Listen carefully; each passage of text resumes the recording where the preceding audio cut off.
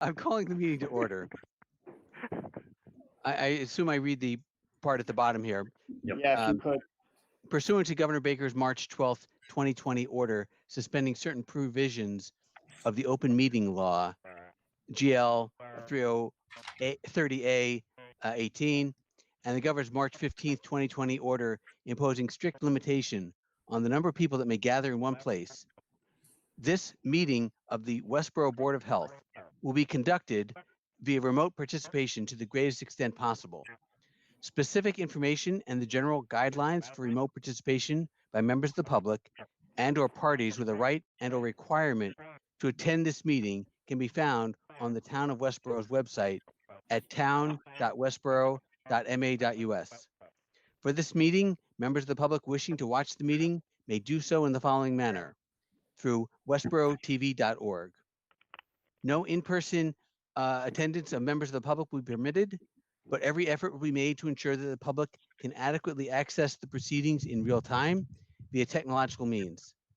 In the event that we are unable to do so, despite best efforts, we will post on the Town of Westborough's website an audio or video recording transcript or other comprehensive record of the proceedings as soon as possible after the meeting. Dr. Ehrlich? Yes. Hey, listen, you should probably check with Westborough TV if they're ready to go before. I saw, is that, I assume that's web conference too, is that correct? I would just make sure that they're okay to start. Thank you very much. Just trying to keep you straight, man. I appreciate it. I mean, Nathan's an old pro at this, so this is like my first time trying to do this kind of alternative arrangement. And I'm trying to help you. See, Thank you. Even though you agitated me. Yes. The first item on the agenda are the minutes from the prior meeting. We have minutes from July 21st, 2020. Were there any comments or corrections? Yeah, so at the top of page 3, it says DESC guidelines, and I believe that it's the DESE guidelines, the Department of Education and Secondary Education or something like that. But other than that, I didn't have any other. Yeah, and I have just something on page 5. And I didn't know, and again, Paula and the board can correct me if I'm wrong. Did we, the part about the article on racism, did we commit? I wasn't sure what I thought the sense of the board was that they were going to look at the article and come back to it. Would that be I think the state, as Paula has drafted it, I think it says it. Is that how we want to leave it? Yeah, I think that's how we left it, and I think we left it at that. Okay, then that's fine. So it'll be up to the board to get back to me if they want to pursue that. Would that be a correct way? Just to be clear to the board, yes. And if we want to pursue this further, we'll circle back. Yes. Yeah, I'm comfortable. Okay. Okay. All right. Thank you. Okay. I have no other. I make a motion that we accept the minutes from July 21st, 2020. I second that. Okay. All in favor? Dr. Walsh? Yes. Dr. Hashmi? Yes. Dr. Ehrlich? Yes. Okay. Next item is director's report. I didn't have any questions. Oh, yeah, my only comment was on the Complete Streets program to bring up the issue which I have already raised, and I won't raise a second time. But you might want to just have, since Steve is now on Complete Street, he may want to follow that up with DPW. Fine. So yeah, and actually, what the conversation at the start, I'm not sure the meeting had officially started. So, Steve, with respect to the comment or the part about the complete streets, let me just get to where that was. Is this part of the 6:15 discussion on sidewalks? Should we postpone discussion of that till then? Sure. It's actually just a crosswalk. It's not a sidewalk issue per se, but. All that stuff is kind of rolled into the complete streets thing. Fine, then we can talk about it then. Okay. Okay. I make a motion that we accept the director's report for July 2020. It's just to say, I just wanted to thank Steve and Ray for the work on the chicken coop and all that other stuff. So thank you for that, by the way. Great. Can I have a second for? Yes, sorry, it's me, Sayed. I second it. Yes. Okay. Any further discussion? I'll take a roll call vote. Dr. Hashmi, Yes. Dr. Walsh, Dr. Walsh, yes. and Dr. Ehrlich, yes. Okay, sanitarians report. I have a lot of questions on this. We got 6 minutes. I think we can get through it. Okay. So do you want me to start, or does Nathan or you want to You can go start, first? and maybe we can just kind of tag team. Yeah, I Okay. agree. My first question was regarding Christina's Cafe. I guess I want us to be a little bit sympathetic to what people are going through in this time. It came off a little harsh. You know, people are, it's hard for them to give up their livelihoods. And do you know what happened? Were they able to sell the place? Oh, it's sold. It's sold. Okay. Yeah, it was. Syed, I wrote it nicely. It was a lot worse than what I wrote. I want to just jump in and comment because I've got the opposite take as Syed, and that's that we've got a set of standards here in town, and we need to stand by our standards and not let them drop while we're in a pandemic. I think that we still need to kind of keep our restaurants operating the way they should be. And so I want to encourage our employees that they, don't just give in to every sob story they hear, because there will be people that will use that as a crutch for why they're not actually following the rules that are in place to help keep people safe. So Well, if I could weigh in Go on ahead. I mean, my feeling is you're of course both correct, that it is a trying time and we do need to be understanding, and people are going through hardship. And by that token, we, even at the same time, as you quite rightly point out, Nathan, we do have rules that still have to be enforced regardless of people's individual circumstances, but we can still do that with compassion. I'm not in any way suggesting that that's not what Ray did, but just both what you have both said are the statements are both true at the same time. Dr. Ehrlich, you said it more eloquently than I did. Thank you. Thank And you. that's why That's why you're the chair. That's why you're the chair, and I'm not. This is why. So they did sell the place. Do they also own another property in town? Is Yes. that still open, Ray? They Yes, do? they Okay. still own the other one. Okay. They had one, they bought the second, and now they sold the first one, and they own the second property. Okay. And then, you had this comment about in the water testing about the E. coli, right? Yes.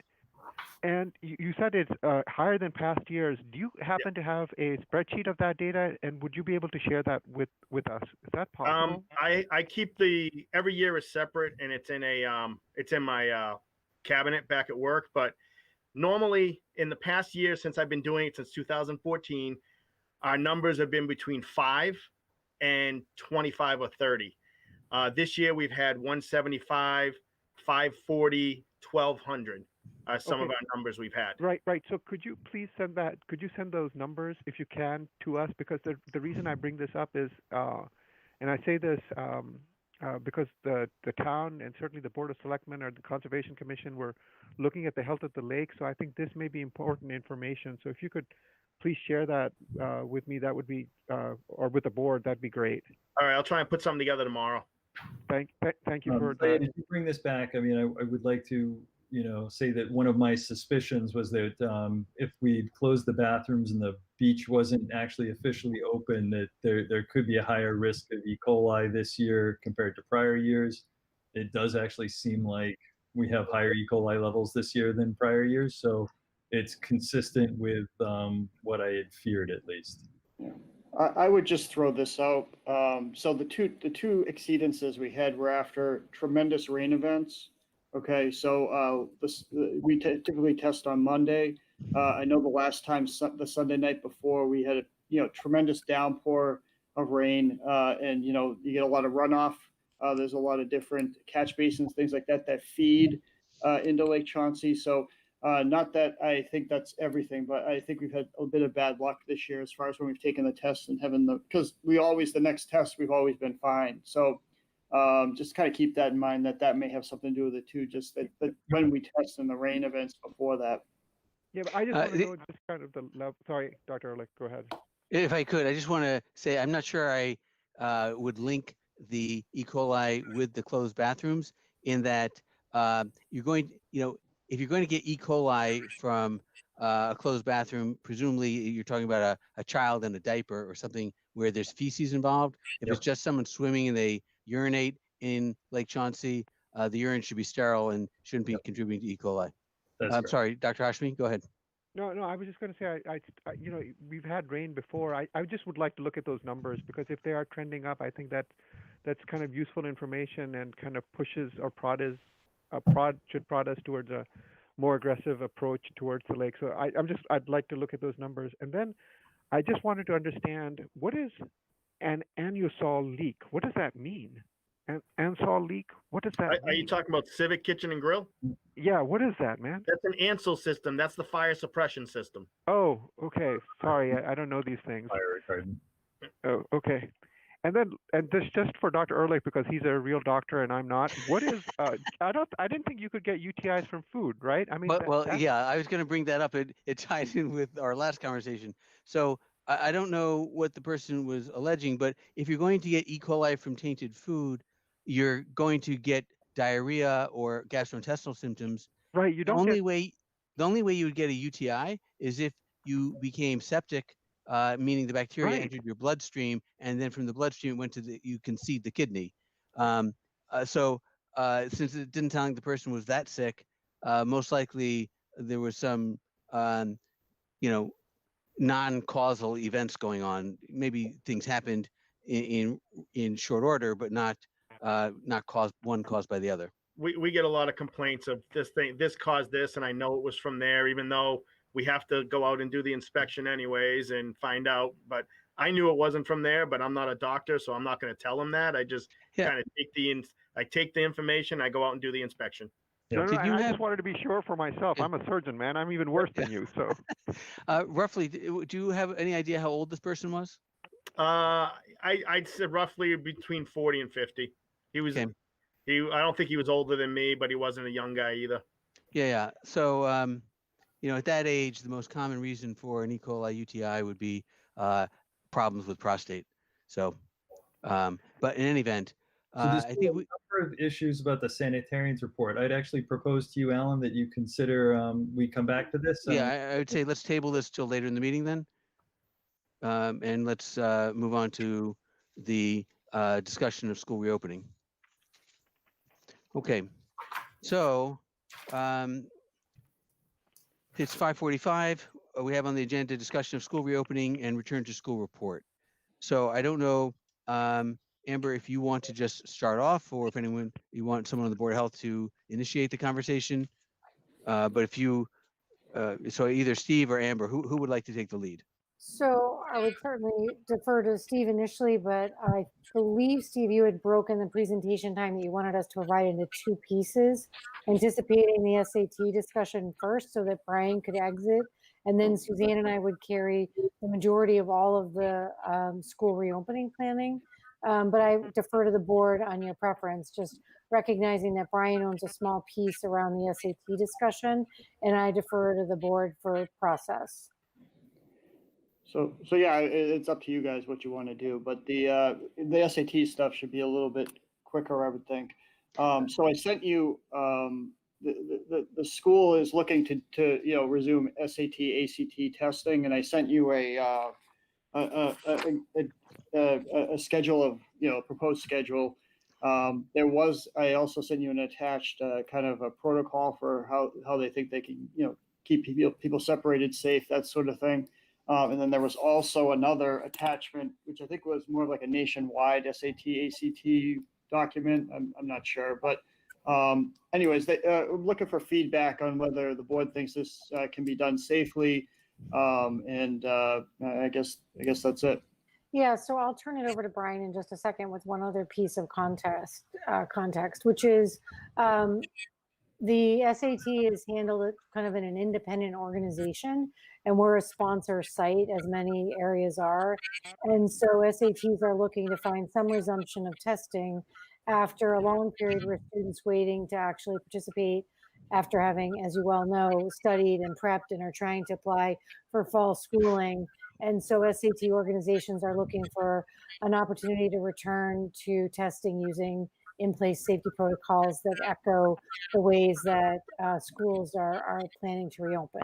So Brian received information and coordinated with Todd Ryan, who's our site coordinator. And I think Brian would like to step you through the plan they have in place and then get information on next steps from you. And I think that's where we would start. And then we'll separate that from kind of the next big piece. So I'll turn it over to Brian. Thank you, Amber, and thank you, board. It's good to see you again. I'm back, but I, looking for your guidance and approval for the SAT exams, and I again want to just reiterate our incredible gratitude for your support and guidance over all of the events that we've asked you to look at. Most recently, graduation. I think it went well, and I know students and families appreciated both your guidance and your support for that. And I think we, did the very best we could and provided a very safe but memorable ceremony. So I want to just start with that. Regarding the SAT exams and ACT, as you see in the information Steve gave you, we're looking for support for a few of these over the course of the fall. And the plan has been laid out in that document that Steve shared, and I just want to kind of emphasize a few highlights. That proctors, we expect about 20 adult proctors that will arrive a good hour and 45 minutes in advance of all the students. The students will be congregated in 4 separate areas of the building, and in each of those 4 separate areas, we'll have 7 classrooms, and there will be 10 to 12 students with 1 adult per classroom,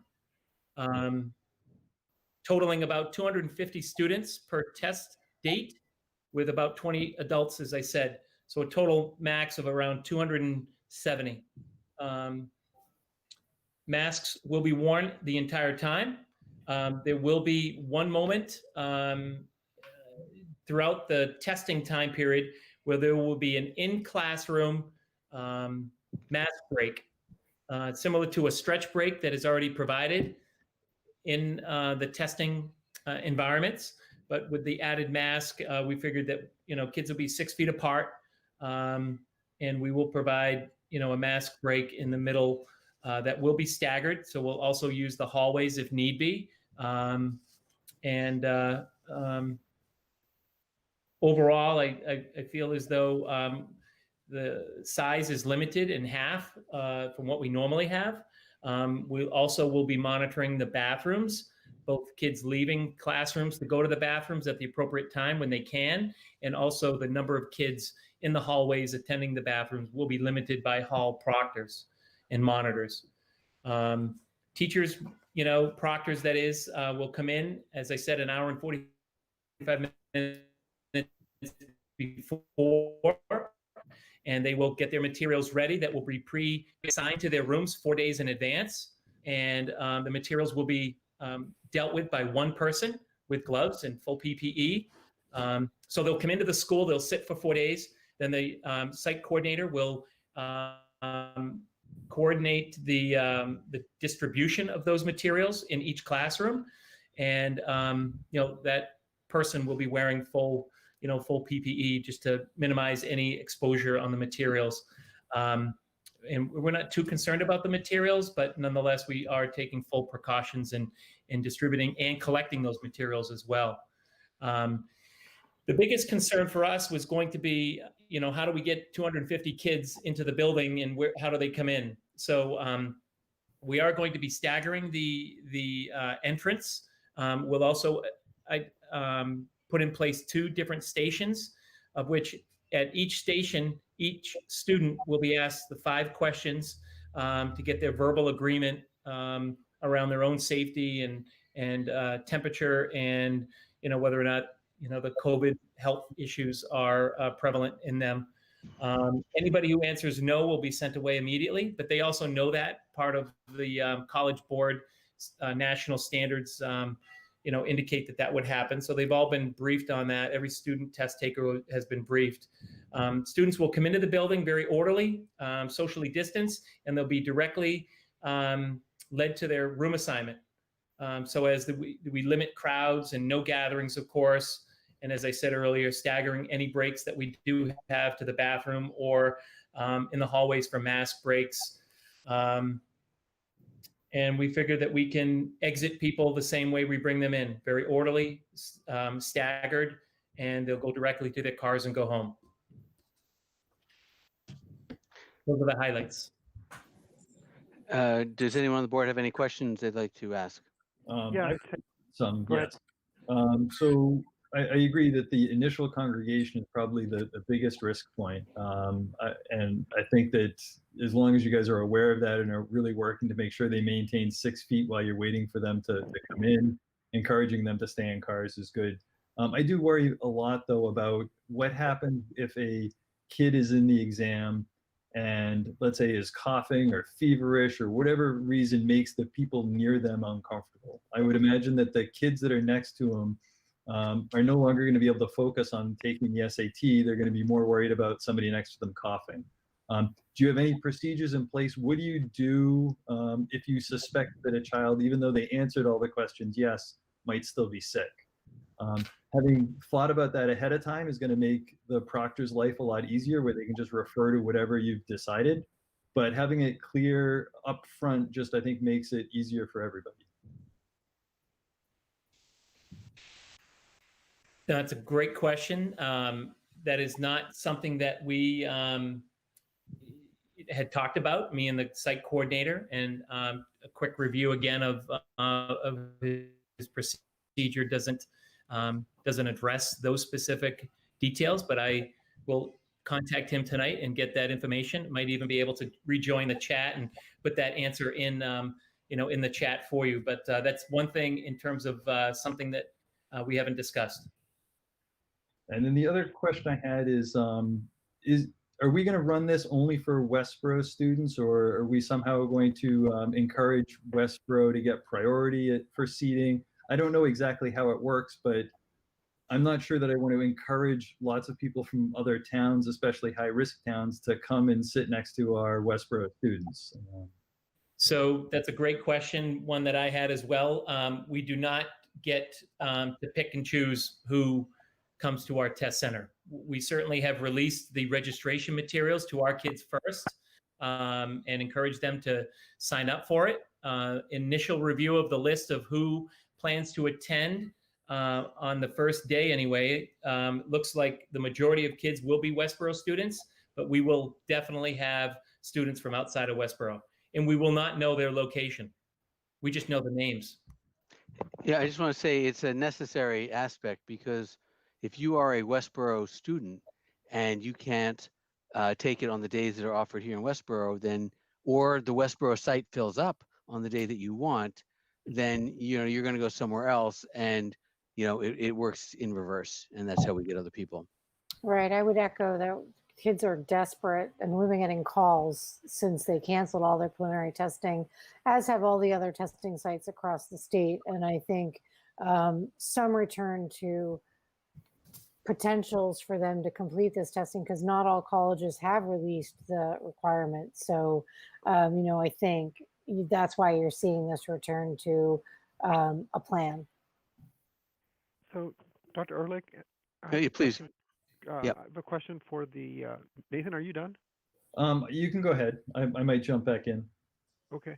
I actually have a question for the board and to Steve. And the question is that we are looking at these exams well in the future when we do not know what our average, case rate is going to be, or what the situation is going to be when these exams are going to be held. They're going to be large gathering of 250 people. So my question to, I guess, our board and to Steve is, are we giving blanket permission, or are we going to be looking at our numbers? I mean, to kind of help decide whether to proceed or not, because I guess I am concerned about that. I mean, what happens if the numbers are trending? I mean, let's hope not, but what happens if we have higher numbers, greater case positivity rates? Are we still going to allow these exams to proceed? Yeah. So a couple of things about that. First, and you raised something that I want to discuss because I think it's important, in particular, which is this a gathering of 270 people, or is this 10 gatherings of 27 people?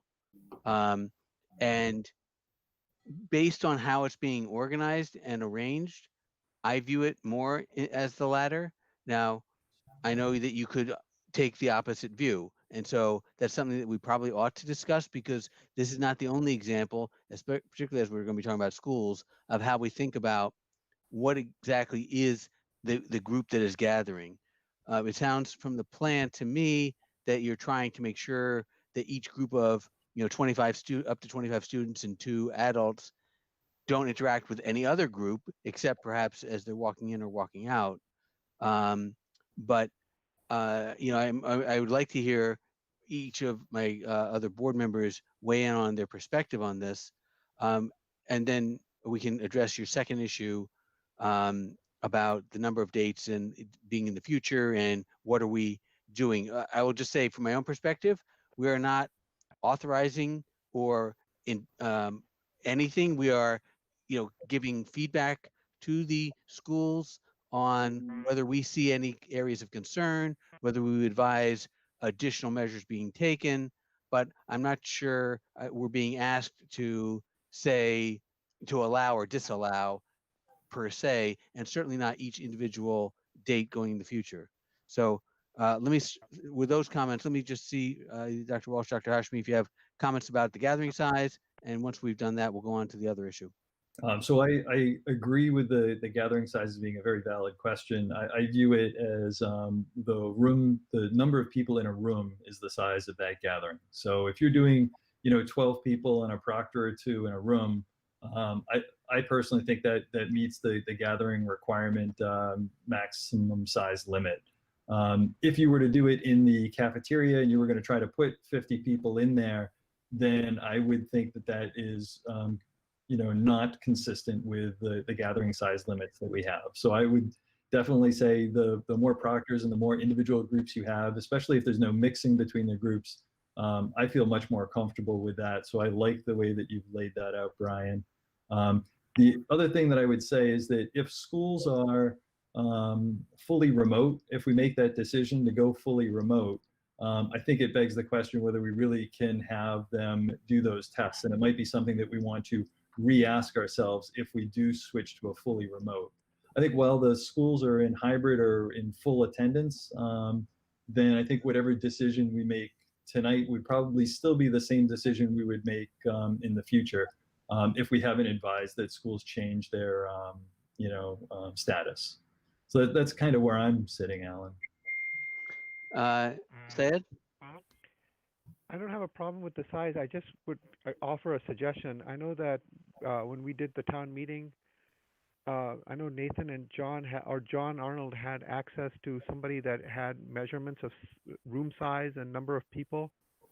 I don't know if the school wants to ask him about that. There was some sort of a calculation that they were doing to ensure safety. Just something that they may want to consider. Do you remember that? I remember So I talking think to him about it. the school right now is already going to, I think, 6-foot distances between, the desks and where the kids are sitting. So I think that actually the arrangement might already be set up in the format that would be consistent with what the Board of Health would want them to be doing. Okay. The one thing. I'm sorry. Go ahead, Brian. Go ahead, please. Thanks. There's a lot of questions were asked there, and I think I've got some answers. So we would align our decisions to host these tests, certainly within the district decision and the town decision to hold in person or hybrid or remote. So, for example, if we end up going remote at any point in time, we would not be hosting these testings.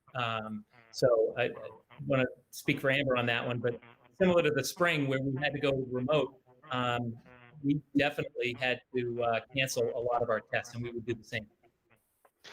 So if you could just elaborate on that for 1 second, because it relates to a question I had as well.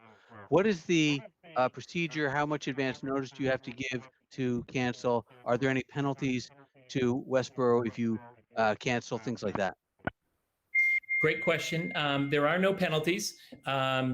Students would have to reschedule their exam. They'd get notified by College Board. We would certainly do as much notification as we could as well. But like I said earlier, not all of the students taking the test on site are Westborough students. So we're limited there of reaching everybody. But they would be told it's canceled. That has happened on snow days or blizzard days, I should say.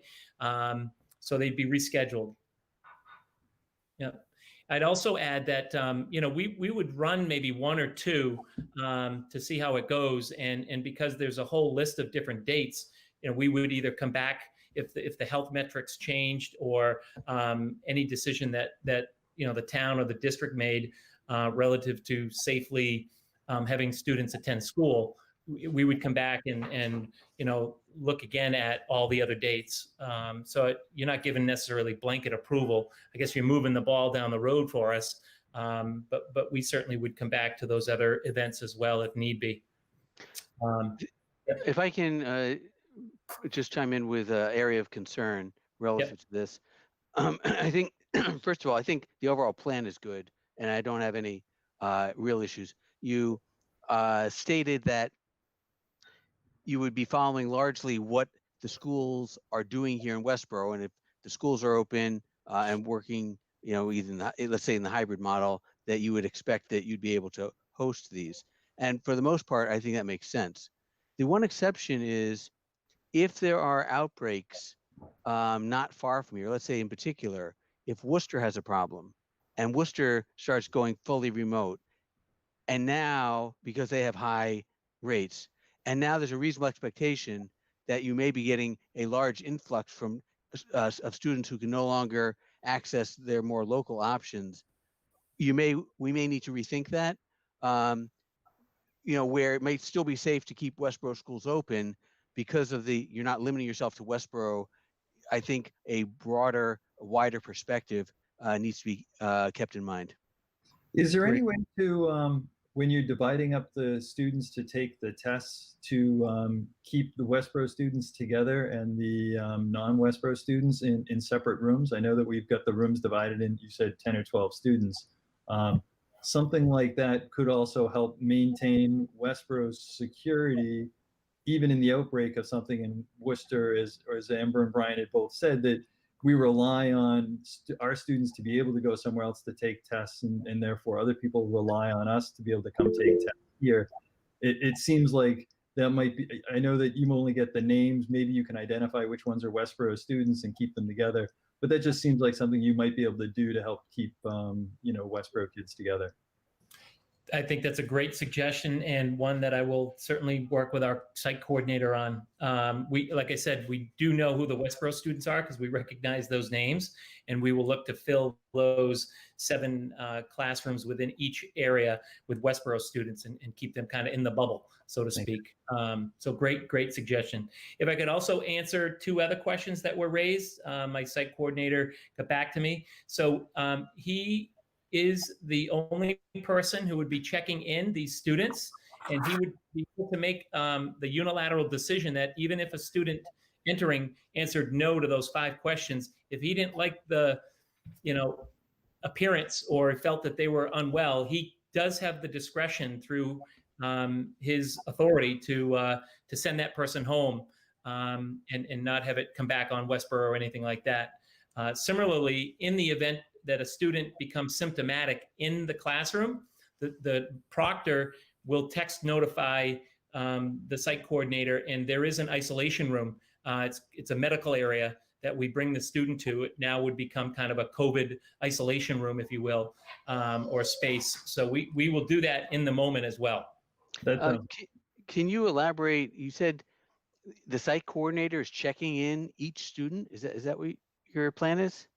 Absolutely, yes. Okay, so if that's the plan, how do you get them through? Since everyone has to be screened by asking them a series of questions, it would seem that it's going to take quite a while, and you have the potential for people to be backing up. I mean, obviously you can put lines down on the pavement or wherever you're having them, but how long do you expect it's going to take to check the people in? I think he's expecting it to take somewhere around 1 hour and 15 to 1 hour and 20 minutes, giving another 25 minutes for kids to get to their room, be escorted to their room. and prepare for the exam for 9 o'clock. There might be ways that you can do it, Alan, without individually doing one by one. You might be able to have a row of 10 people spaced 6 feet apart and addressing them all at once, saying like, is anyone here have a fever? Raise your hand. Is everyone here fever free? Affirmative, I think you're less likely to get honest answers in that situation. Just my guess.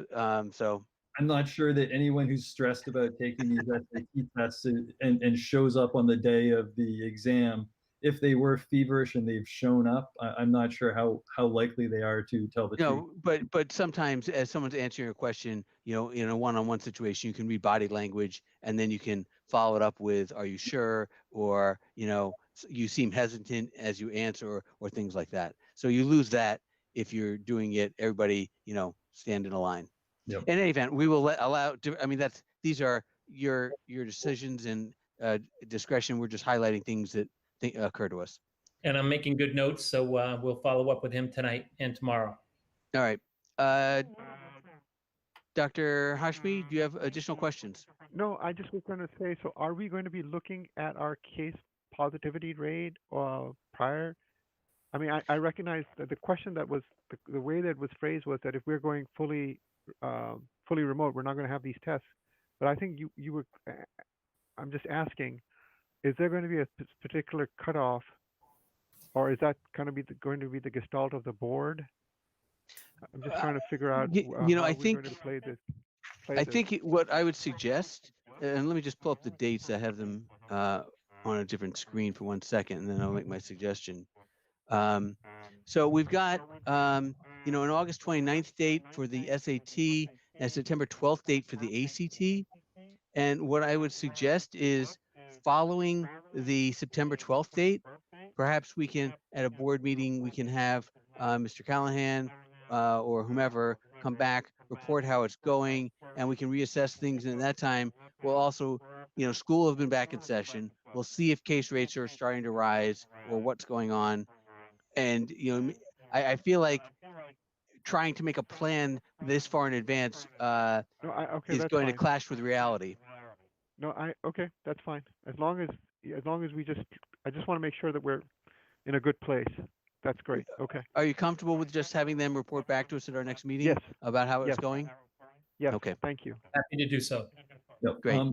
The one other thing that I just wanted to note as well is that while I would kind of follow the school, whatever decisions that the board is recommending for the school also apply, there could be situations where, let's say, the school, because of teachers or something like that, decided to go to a fully remote system that might not otherwise be indicated by the Board of Health. And if something like that happened, I don't think we would be against having the test run. So it's not a direct one-to-one comparison. I think that if we decide that it's not safe to have the schools in session, though, we will also decide it's not safe to have the test. But it doesn't necessarily mean that just because the schools are fully remote, it doesn't necessarily mean that the test can't happen. There could be other extenuating things. Well, I appreciate Agreed. that flexibility. Yeah, I was more, when I answered that earlier, it was kind of our practice in the spring. Once we went out of school, we canceled those out of, an abundance of caution. Yes. So I'm getting a little feedback. I don't know if other people are hearing that. So yeah, so towards that end, again, if you're not speaking or about to speak, just mute yourself if possible. Thank you. So are there other comments or questions regarding the standardized testing plan put forward? Not for me. Thank you. Okay, I don't know that we need any kind of formal vote from the board. I think you have a good sense that the board is comfortable with this plan and you can proceed ahead.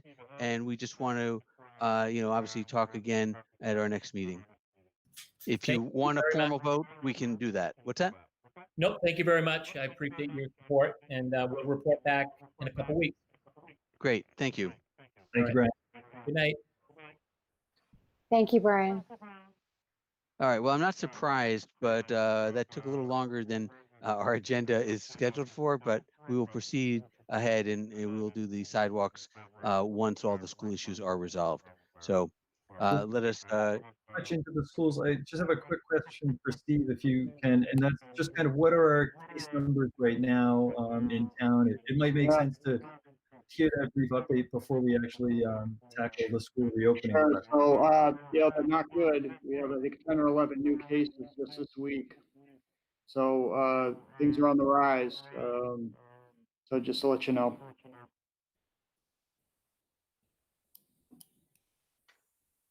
Okay, Amber, do you want to proceed now with your plans? Sure. Thank you very much, you guys. And as always, it's always good to be with you. Your meetings are very interesting to me. I find the discussion particularly unique, and your questioning is always so thorough. So thank you. I think our goal tonight, and you saw with Brian, kind of a methodology that we've developed to manage operations during this time of the COVID pandemic. So I think our goal tonight is to walk through opening plans with you for the Westborough Public Schools and to confirm and collaborate approvals and feedback on our planning.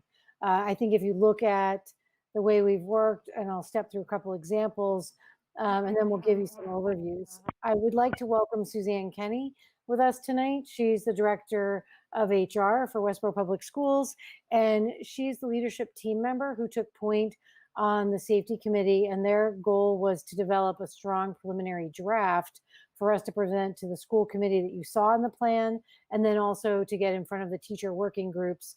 We had over 120 teachers and administrators working on giving us active feedback over the last 3.5 weeks.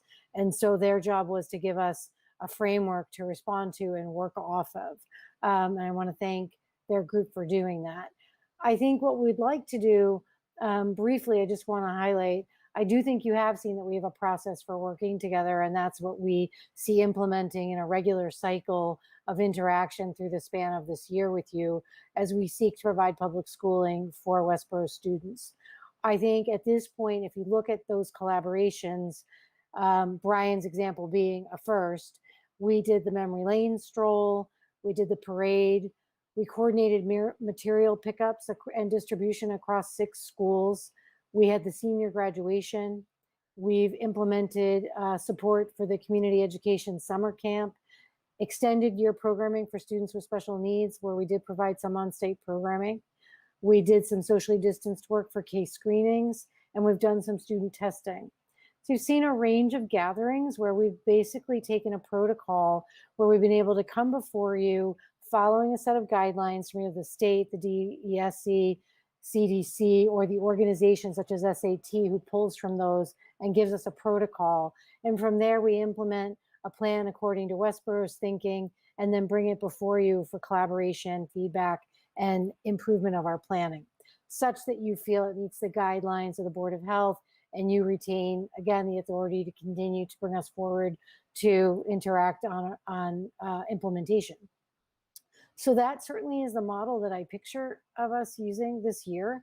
I think that in those cases, again, I think part of what we want to talk tonight is clarify the protocol you anticipate us using with you this year. We have ideas for that, some of it in the report, and Suzanne and I can talk about that with you. What I'm anticipating tonight would make sense is for me to give you a brief overview. I thought I would give you a brief overview of the planning process we used. I want to highlight that process and where we are with it. I want to answer questions around our drafted model protocols, which have been extensively updated because it was a draft. The reason that we released it early was because we wanted to have all these working groups give us feedback. And then we want to determine next steps for additional meetings or process as necessary with you to continue to look towards the opening of school programming for the year. So if you're fine, I'll proceed, and then we'll dive into questions, and I'll turn it over to you to work from the draft that we sent you, and Suzanne and I will answer questions and kind of step you through the major areas of planning that are in that document. But first, I just want to highlight to you that for us as a district, we took an approach of a relationship-based collaborative planning approach. And what we wanted to do, and our purpose in releasing our draft very early, was to give enough of a scaffold to start open discussions with a large group of teachers, with our labor boards, and with the community to have a chance for everyone to give us feedback.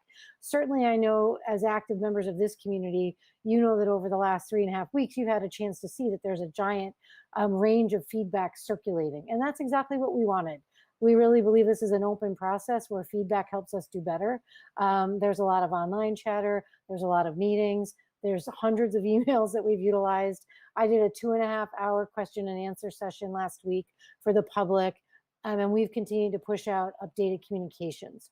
All of those things are leading to the improvement of the initial protocols that we sent you.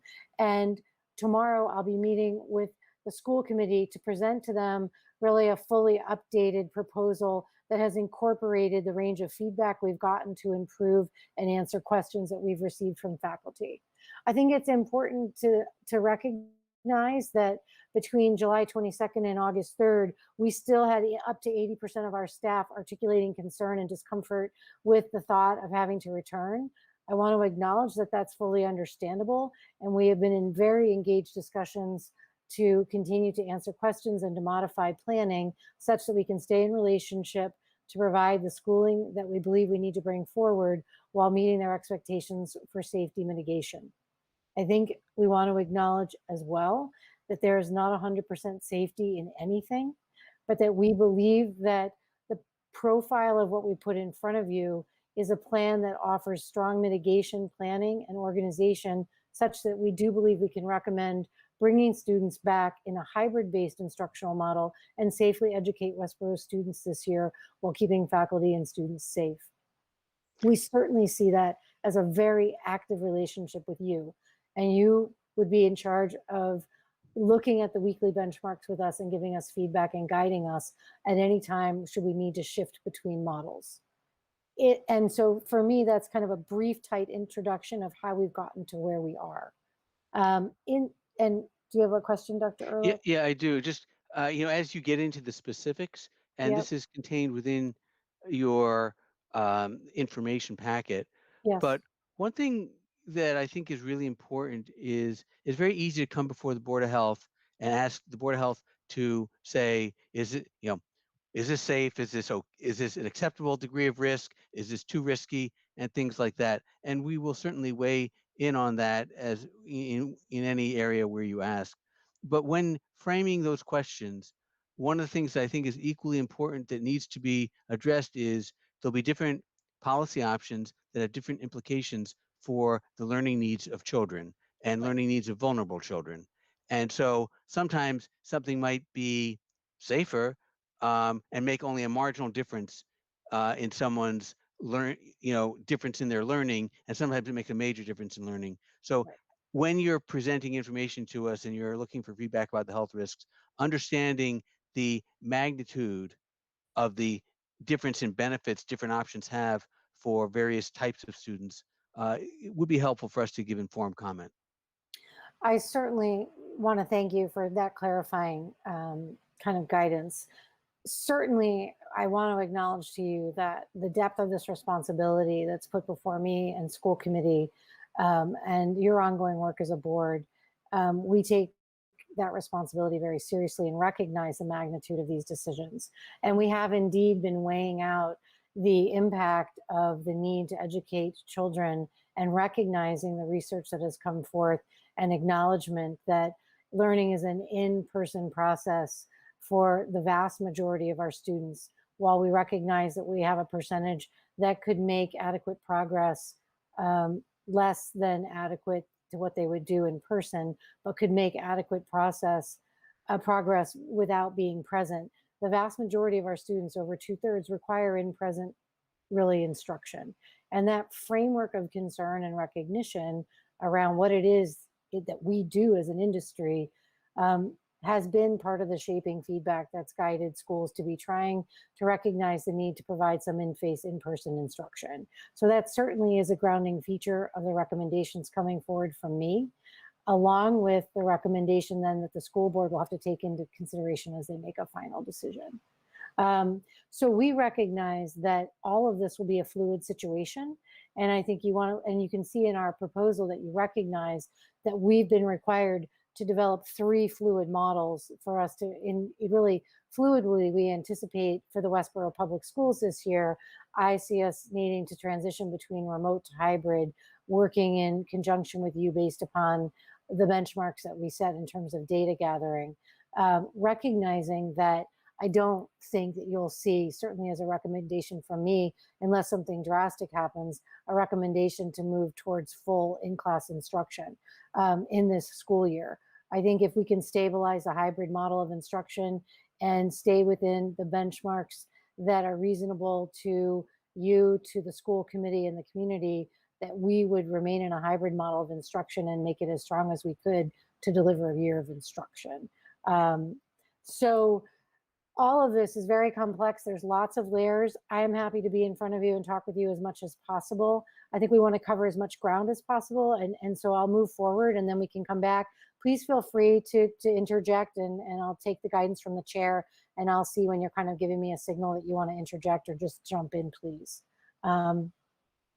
I do want to open it up after a general discussion. We gave you the full proposal, which does kind of give you the premise for some of the initial educational rationalization for why the proposal of the hybrid is coming forward to the school committee for consideration.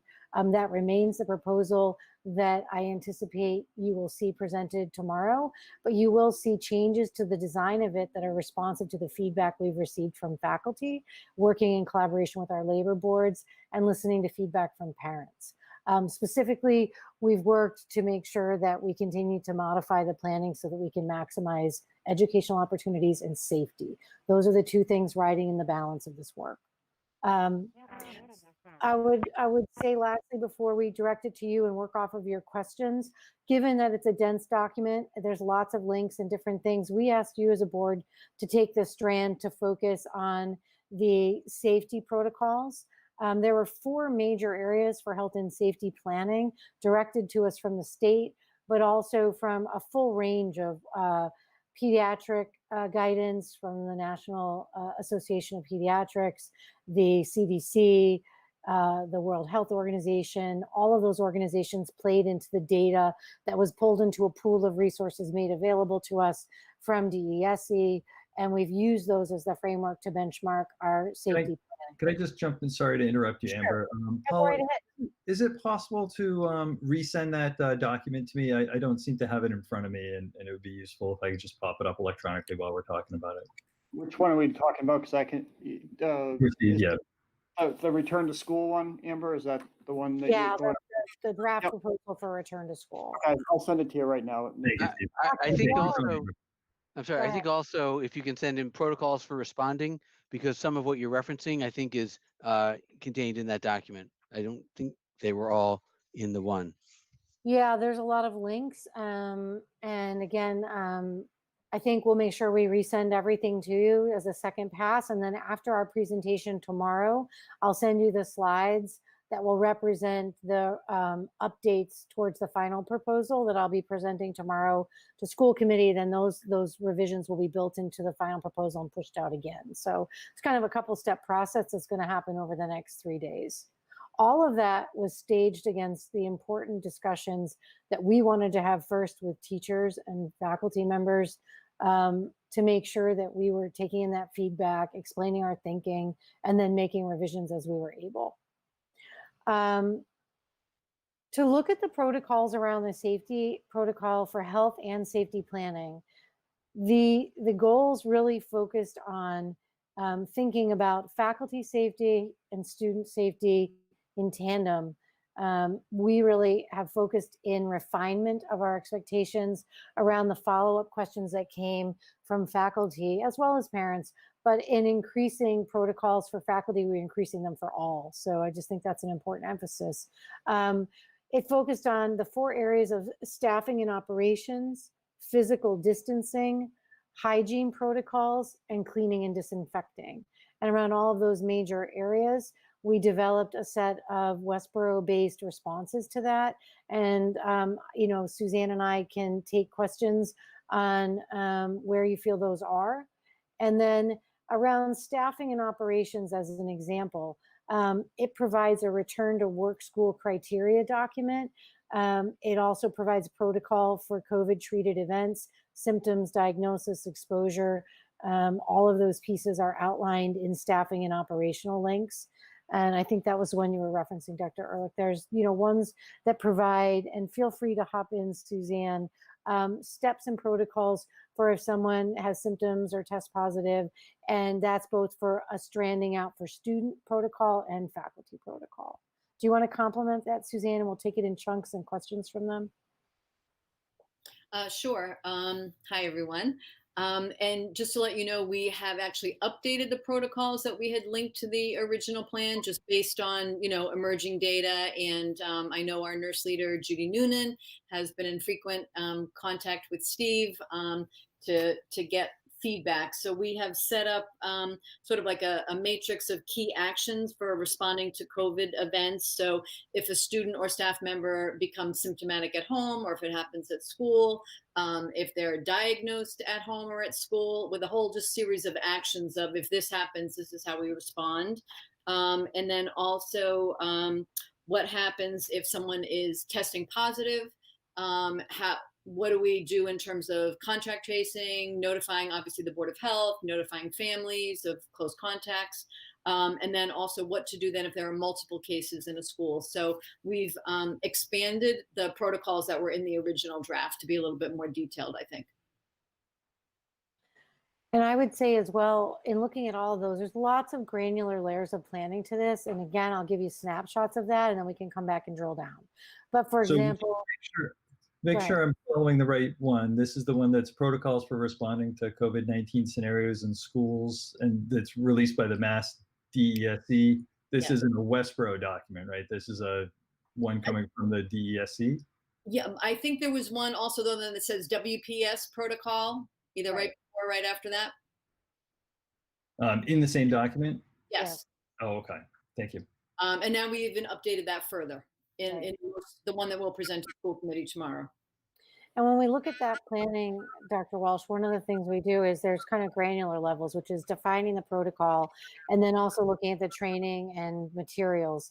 And so, for example, currently we're developing like visual spreadsheets for people to step through so they can have a flow chart that also takes that table. You have like this in-depth table of protocols, but then you also have a simple follow visual flow chart that families can access on the website, that we'll send home, that we'll have at schools in our opening documents and training, so that both faculty and students, and actually those will all have live links that people can then follow. So again, providing transparent and fluid and clear information to families, as well as then training protocols and implementation. So, we're down at that granular level of planning right now. So I think we want to step you through the big pieces and then work from your questions so you can get a flavor for where we are.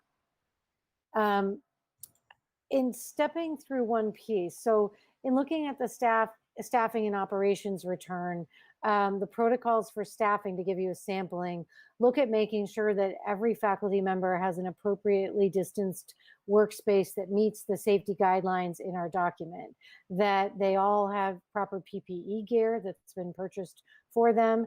They're expected to enter the building wearing a mask. We have that detailed in the report documents that are with you, and that they then will practice that protocol because they have 10 full days of school before students return for us to train and get comfortable and bring them up to speed so that the adult protocols are firmly in place before we welcome students. The protocols as well for that will have a check sheet for them for just the class cleanliness protocols that custodians will practice in their classrooms, again, building confidence. And these all answer questions they had that they surfaced as we were working forward in relationship to keep making sure that they're ready, to be sure that they feel we're ready. So there's that level of detail around the staffing protocols and operational protocols. We will provide, faculty will then know different lunch spaces they can have and how many people can be in each of those spaces. All of that is part of working with staff. They worked on that yesterday, actually Monday and today, in groups of those planning committees to talk at a building level around the planning spaces they wanted to provide for lunches, what kind of welcome back they wanted to do for staff, and what kind of trainings they felt they needed. I apologize for keep interrupting. The documents that I have in front of me, don't make any reference that I can find to like lunch or faculty spaces. And so I'm not sure I'm following along in the right document. I'm not Steve- sure we ever got those, Amber. I think the only two documents I got were the protocols by Desi and then also just your return to school draft. And you may have added stuff, since those, that I didn't Yeah. have. No, again, like I think there's two layers here. There's the overview of all that planning, and then when they came out in the initial protocol, there's a fairly good granular detail of links. And again, I think in the return to school draft that we provided, if you look into those links, you do come across, and I don't know, Suzanne, if you have a capacity to pull it up and share your screen. Like again, like we want to make sure you have a chance to look through it. I apologize. I mean, my feeling was that you had the documents you needed for us to be. Yeah, so I've got two 19-page documents that I'm looking at in front of me. Okay. And that's probably one of the quickest ways we can check to make sure we're talking about the same ones. Yeah, I have the same two documents. They were sent in the packet, but I didn't get any update either. So I haven't sent the most recent updates because I will present those tomorrow at school committee. So by Yep. protocol, I want them to move through those first. We're stepping you through where they were currently, and then since that release on July 3rd, the additional pieces that we've fleshed out. But there is a good amount in those two documents if you take the time to go through the links and drill down to the different tables. And again, I think if we can step through some of this, I think we can, and I don't know, Suzanne, if you think there's a most pertinent document for us to pull up, like the table of the key actions for specific COVID events, what would be most useful for them? Sure. So actually, and Steve, I did just share with you the public draft reopening the health, safety, and well-being of staff, students, and families. So that was linked to the original broader document that Amber presented to school committee about school reopening. So I could just share that with you. I can show you. So I just wanted to interject for a moment, and again, asking people who aren't speaking to potentially mute. I think that we don't have the time right now for to start reviewing stuff and then giving appropriate feedback. I think once that document is released for the school committee, if it can be sent to each of the board members, we can then figure out if there are any concerns and they can be forwarded to Steve.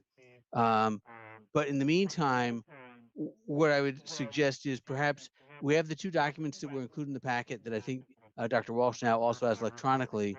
And if you can just highlight what are the key changes, because you said that particularly the draft return to school 2021 for Westborough Public Schools, if there are particular key things that have changed that are important so that when someone's reading the older version, that they know what's coming, and you want to highlight that for a few minutes, I think that would be helpful.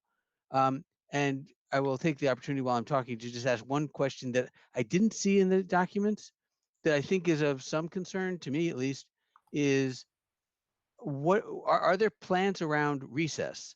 Because we know in younger grades, kids need to blow off physical activity or they can't pay attention in school. Yeah. And at the same time, is the time least likely to social distance. Yeah. So if you could address either general changes that have taken place in that question in particular, I'd appreciate it. Good, and I think this is a good way to proceed. Suzanne, do you want to take point on that, where your committee is? sure. And actually, that is one of the things that we updated. We had been waiting for some guidance from the Department of Ed. So we did, and just so when we do share this report with the school committee tomorrow night, any updates will be highlighted so that people will be able to quickly see what was in the original draft and what's in this new draft. So the students, the K through 6 schools, the administrators have talked about how to handle recess, and they will be the play equipment that's outside. They will not be using at this point, just because of the challenges with figuring out how to sanitize equipment and making sure students stay safe. Recess will be considered a mask break time, so they'll be engaged in socially distant activities outside. They'll be grouped in small cohorts, so consistent with the cohort that they're with inside the school day. And then the playground areas will become divided into smaller areas so that cohorts can go into the different areas. If they have their mask off outside, they must be at least 10 feet apart, and there'll be monitors outside to help enforce that. And if they won't be able to use, let's say, a ball to play catch because we don't want it going back and forth by hands, but they can kick a ball back and forth with their sneakers, that sort of thing. So really trying to look at what are the kinds of games that they can play and kind of helping to facilitate some of that play, where it's going to minimize physical interaction or shared equipment, because they won't be allowed to use shared equipment outside unless it's, to kick a ball around. And that if there is an individual item, let's say a student does kick they kick a ball around, either the student or one of the monitors will wipe that ball down before it gets put back into the bin for the next group of students to pick up. Does that help answer questions? Yes, although the idea of wiping down the ball, in my own opinion, and again, you can get different opinions from other people, is less important than wiping down the student's hands. Okay, and so if there's good hand sanitizer before you go out and play, and hand sanitizer when you come back, granted, that's not perfect, but the ball is probably the least of my concerns there. Yep, and that is part of the protocol is that they will sanitize hands on their way to recess and then back in from recess. Yeah.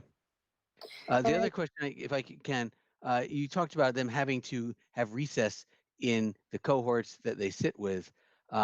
That seems to me particularly problematic if they're not picking their seating based on their friends. I'm just trying to be realistic here. Well, I think, we agree with you. I mean, I think there's an important, and we saw this with the summer programming. And, I think we're acknowledging like this will be a year where students are going to face different types of social challenges, to be in groups and to really make new friends and to face those resiliency challenges that are good for them at this age, but scaffolded by us with a lot of social emotional learning stories. Our faculties on the ground level are incredibly good at those ideas for creative play, for games that can be played, for ways that they can engage in coming together. And they really do provide the small group discussions for those cohorts to bond and to enjoy being together. I think that we're all acknowledging that there are compromises to providing the safety environment that people feel comfortable sending their children back to us. And they want to see this level of granular detail in order to gain confidence. And so I think that as we move forward, we're going to be in this very active phase where the weekly meetings of the safety committee with a building-based rep will be reporting on those kind of questions and responding by modifying our protocols. And I think that we're coming into it with a tight, very scaffolded plan in place, and then we're going to monitor progress. And that seems like the safest entry plan to have in place. And that's where we started. Okay, I want to try and move this to some closure. So I have two focused questions for my board members. One is, again, if people have particular questions for either Amber or Suzanne, now is a good time to do that. And then secondly, there's a discussion about weekly statistics being reviewed. We don't normally meet on a weekly basis, although you wouldn't have known that from the spring. And so the question of the frequency with which we meet versus are we simply getting reports from Steve on a weekly basis with relevant numbers? And if we need to meet, we can schedule ad hoc meetings as need be. No, that's great. I can speak to that. And then I actually think, Dr. I think importantly, and I want to make sure that anybody who's watching, who's hoping to have had, this granular level of presentation from us, what we most wanted to establish tonight with you was a first pass to be clear that we have an update coming tomorrow, that the document we have has a process and a procedure. And I think a closure around this last piece, and then we can take some other questions if you want, is to establish the fact that we will be in regular contact. But yes, I'm anticipating that the weekly benchmarks would flow to Steve, and that as the director, that we would be we're in pretty comfortable contact, as is Judy Noonan, our head nurse, with him, so that our data would be flowing to Steve and available, and then he would convene you as needed or call and you would decide that you need to come together. So I think what's important for our families and our faculty is to feel that as a secondary expert source, that they want to be reassured that our data is transparent and that we're collecting good benchmark indicators and that we're fully transparently bringing them to you as a board through Steve and also making them available to our faculty and our families. And so we're here to tell you that we need that reassurance as well. And we see those benchmark data points being collected throughout the year and help to guide the decisions that we would think we would be making and then confirming with you and seeking your guidance. And if I can add, I think the school nurses at each school will add data each day to a spreadsheet that will automatically transfer the data to a district-wide sheet that will show daily totals, weekly totals of students who were sent home with symptoms, staff sent home with symptoms, notified that someone was diagnosed positive. You can help us decide what metrics you want, but the nurses will report it every day. Judy Noonan will see the entirety. Steve, we could share you into the spreadsheet so you can see it on a day-to-day basis. And then probably, we want to report it out to our families and staff on a weekly basis. But we've set up a protocol for doing that. I mean, it kind of follows protocols that you developed that we've watched you utilize well for the community, Dr. Ehrlich. And I think you managed with Steve a good process by which I've watched you modify how long, like you started updating that site a lot, then you've spread it out. And, I think we'll follow that same protocol. Yeah, Sayed, I'll call on you 1 second. I just, Steve, you can weigh in, but I think if Steve has permissions to view the spreadsheet or the database, that's sufficient, and then he can choose to go in as he needs. I'm not sure that you need to be sent reports on any kind of regular basis. Do you have any comment about that, Steve? Sorry, that works fine. They already share a lot of stuff with me already, so should work fine. Okay. Dr. Hashmi, you have a question? I have several, and this is mainly towards you, Dr. Ehrlich, okay? Yeah, please. First of all, Amber and Suzanne, I really thank you for the documents that you did provide us. Thank you for this presentation. I know a lot of hard work has gone into this. So I want to start by acknowledging, all the work that you've done. And I just have certain questions for Dr. Ehrlich because you're kind of like our math expert on this. So, it's fine to get this data, but Dr. Ehrlich, one of my concerns is that as we go into this, right, we are basing this decision on the number of cases that, like Steve, gets reported. So at this point, we have not done complete testing of our town. We have not calculated, correct me if I'm wrong here, we've not collected incidence or prevalence data on our children.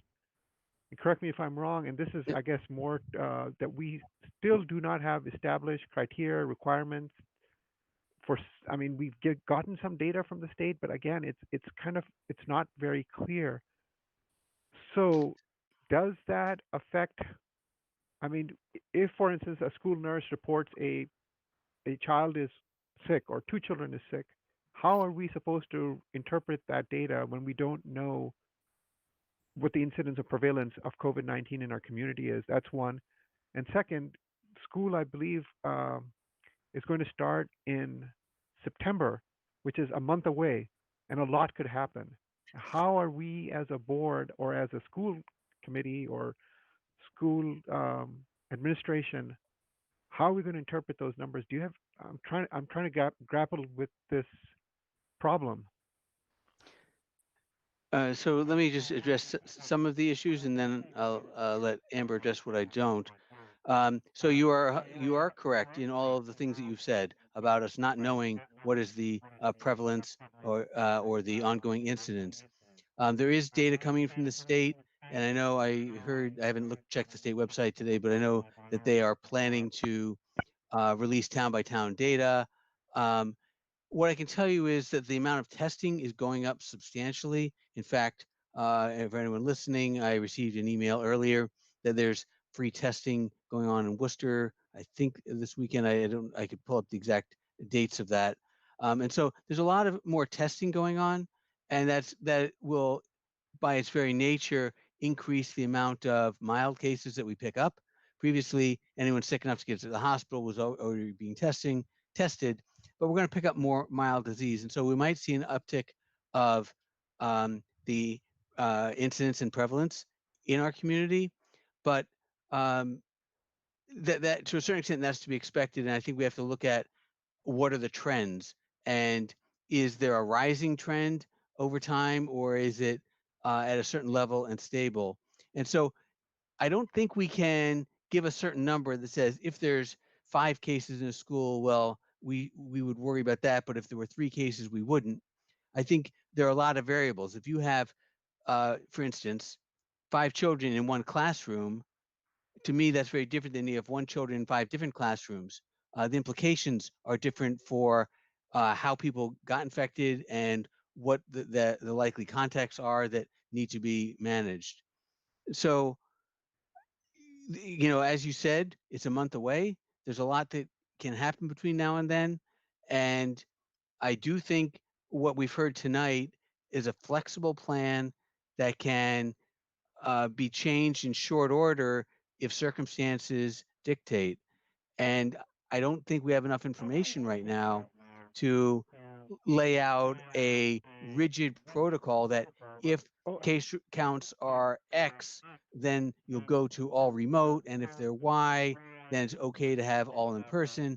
I just think it's going to have to be close monitoring of the data with flexibility in terms of the implications based on the totality of the information available. Amber, do you have anything you want to add to that? I'd like to jump into if I can. Yeah, sure. Do you want to go on before Amber, or you want to hear what you have to say, Nathan? It's up to you. Either way. Amber, please say what you wish, and then Dr. Walsh. I agree with all of your comments. I want to recognize too that at the state level, they're getting ready to release a set of kind of guiding benchmarks that they think answer some of those questions, because certainly they're hearing them from across the state. But I also think those would be one benchmark we would use, say, here's one criteria that DESE in working with the Pediatric Association is using.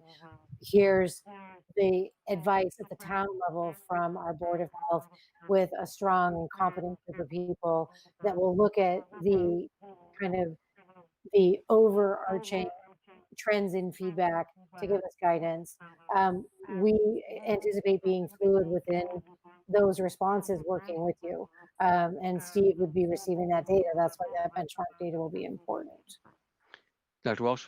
Yeah, so Amber, I think that you touched on a little bit of what I was going to say as well, and that's that the state, I was just on a call with them today talking about what they're recommending. They've released a new site map where they've handed out kind of what the different towns' risk levels are at a town by town level. We're in the lowest level. I think Marlborough is kind of in the yellow, and Shrewsbury might be in kind of the green area, with white being the safest level. What they've recommended is that the 2 bottom categories should be going back to school full time. They're recommending that those schools that are in yellow or either do a remote or a hybrid, and they've recommended that those schools in the red, the higher risk category, do fully remote.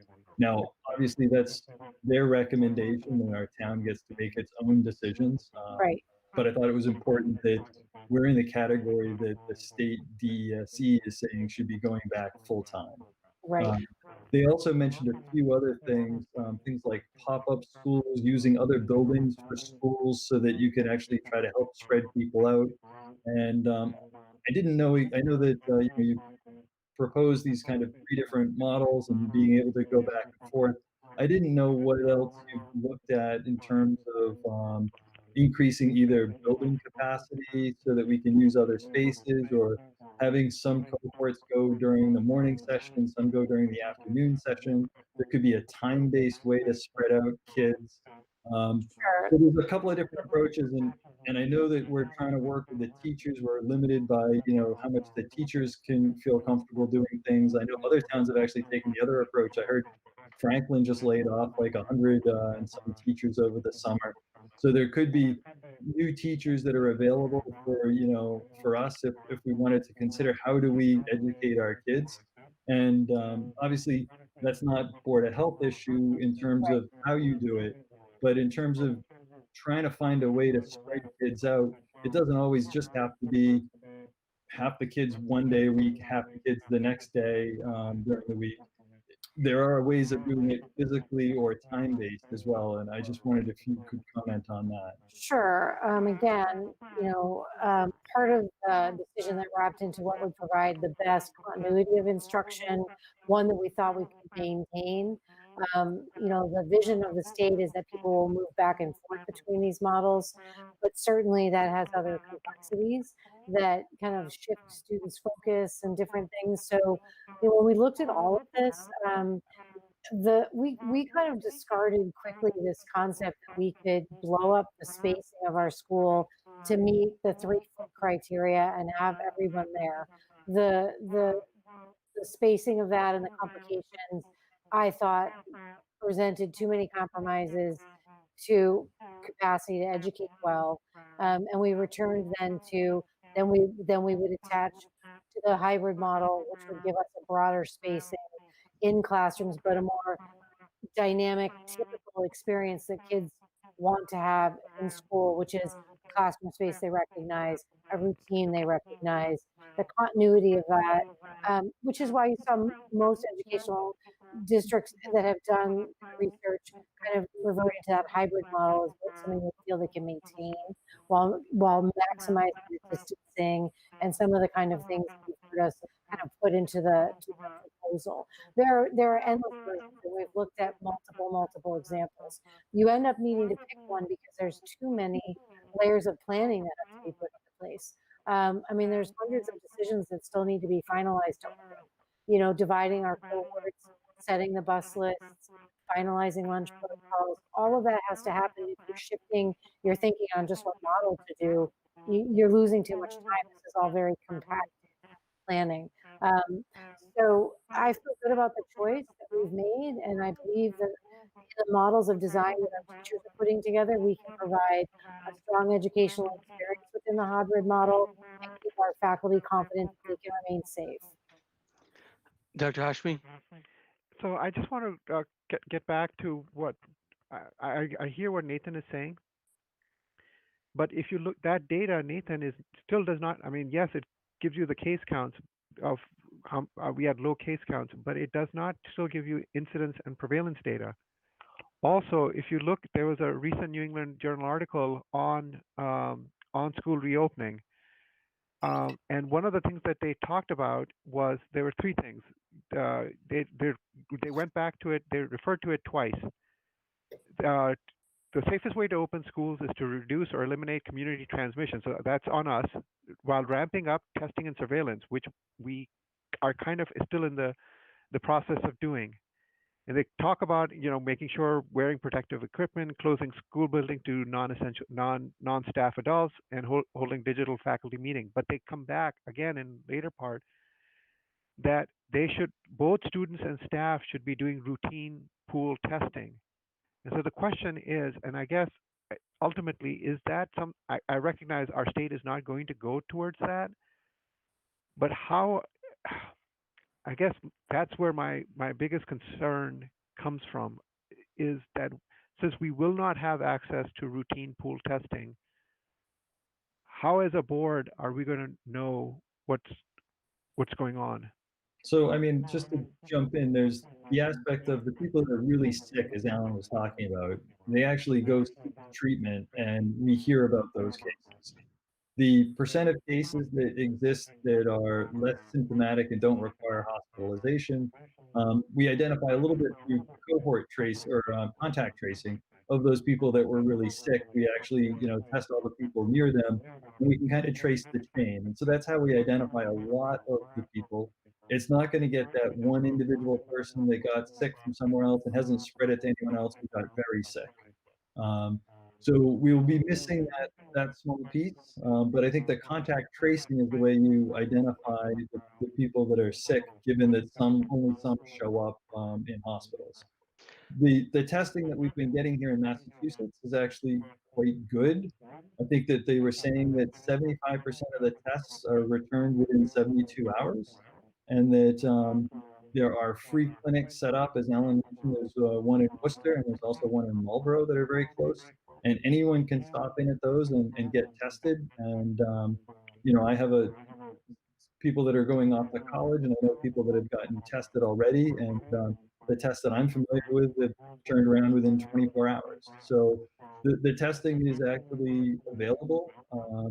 You might say that we don't have a coordinated effort to like bring whole busloads of kids to go get tested, but the testing is there. People can get tested. It's a little bit on their own though. So I want to jump in with something that's related to what you've said, Nathan, and this may affect, and I think this needs to be worked into your plans, Amber and Suzanne, and that is contact tracing. Depending upon how many students are symptomatic, and if you look at, what happens according to these protocols, there may be a lot of contact tracing that needs to take place, and it may exceed the capacity that the Board of Health has to do that. And so figuring out how we can support the full-time staff of the health department that has other obligations as well, whether that be through some help from school nurses, whether we jointly work with the finance committee to free up resources to, hire people on a temporary basis, whether it be through the state supporting us, that's unclear, but that is something we need to anticipate, because it could very easily get into a situation where there's more contact tracing than we can do, and now any kind of plan that's based on proper contact tracing suddenly is undermined in a major way. No, that's a great comment, and I want to reassure you that we've looked at that as well. And I believe we have a plan at the ready that Judy Noonan and I have discussed for increasing our capacity to do contact tracing. Certainly, our nurses, many of them did step up to help with your own contact tracing in the community, and I think are trained on the protocols and would work responsibly with Steve and Judy to figure out the breadth of that. But we would, that's not a responsibility that we would anticipate placing on you. That's one that would be managed at a school level, following the guidance, and that's covered by us. So we definitely anticipate firm contact tracing within our school protocol. Suzanne's got it laid out in there, and I think Judy expects it, and she's a member of that committee. So we will be tight. That's I'm glad to hear that. Thank you. So I've got Dr. Walsh, did you have a comment? Go ahead. Yeah, so actually two comments. The first being that I do think there has to be some sort of consideration in terms of what's going on at different levels of detail, meaning that within one classroom, as Alan mentioned, if there were, several kids all from the same classroom that are, sick and out or, tested positive for COVID, it may be that we have to close classes and say that class can't meet, or that everyone in the class is staying home. I think there's also levels that affect like an individual school. If there's a certain number of cases within an entire school, that whole school might have to go remote. And I think there's also then the levels at the level of the district, where if enough people in town or in the whole school district themselves are tested, that's where the Board of Health is going to have to come in and say that it's just not safe to run the schools. And I think that we don't have a firm criteria yet as far as what numbers we should be using for the class or the school or the district level at this point in time. It's something that we probably should discuss, and we can either do it so that we have this number ahead of time, or that we can kind of see how the data is going. That way we can factor in the trends and what's going on in neighboring towns, and it might be more useful to have it be a little bit more of a flexible. But I think that's how I'm looking at it, in terms of you should be evaluating at the class level, at the school level, and at the district level. And there should be different criteria, and it might even vary by age. What happens at an elementary school classroom could be very different than what happens at a high school, where they're changing different classrooms, during the day.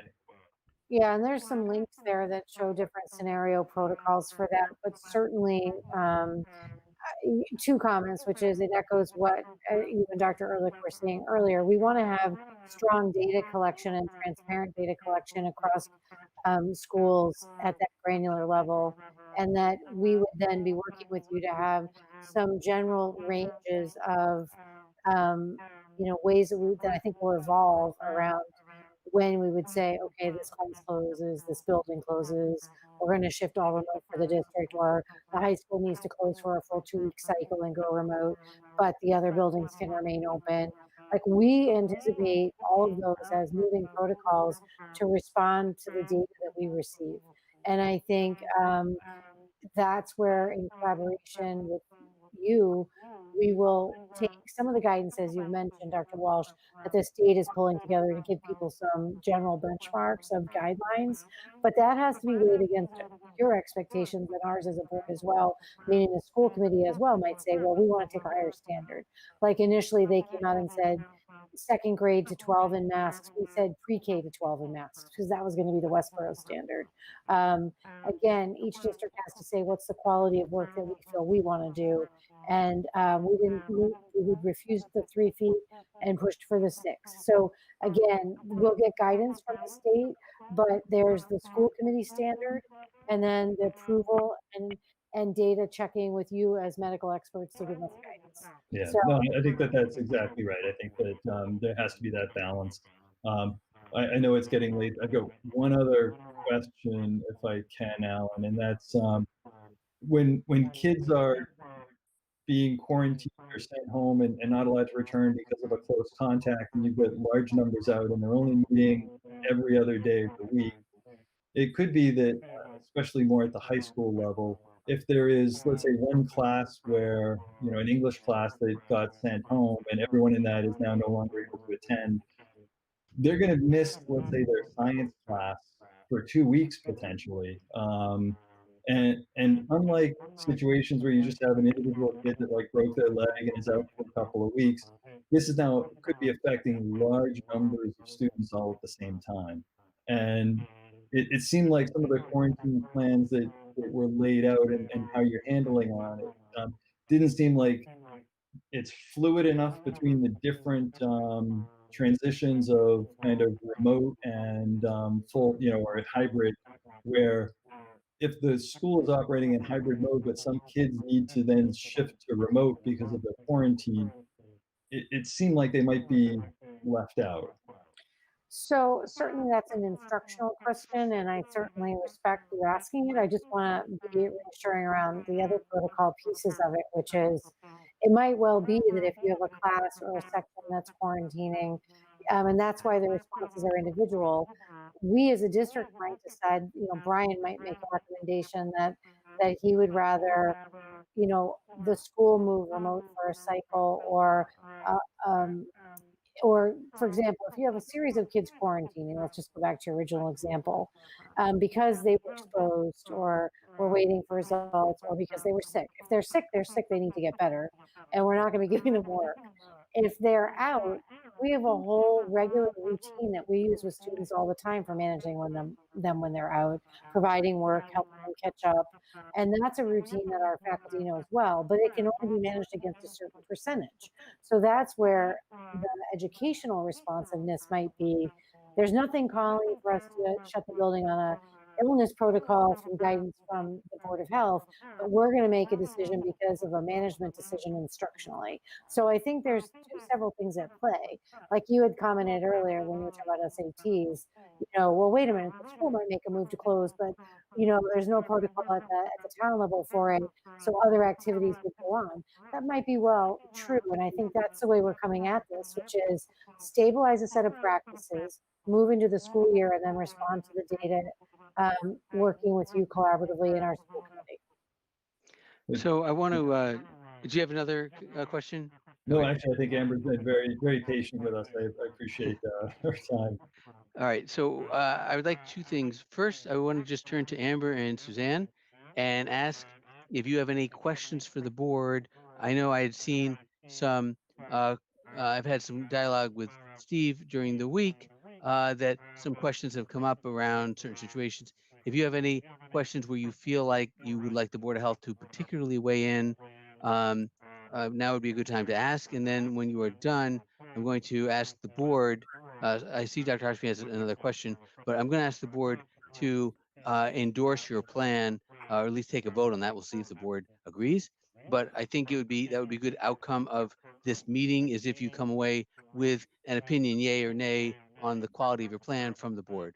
So first, I'm going to turn to our two guests and ask if you have any technical questions for the board that might help you, especially when you go before school committee tomorrow.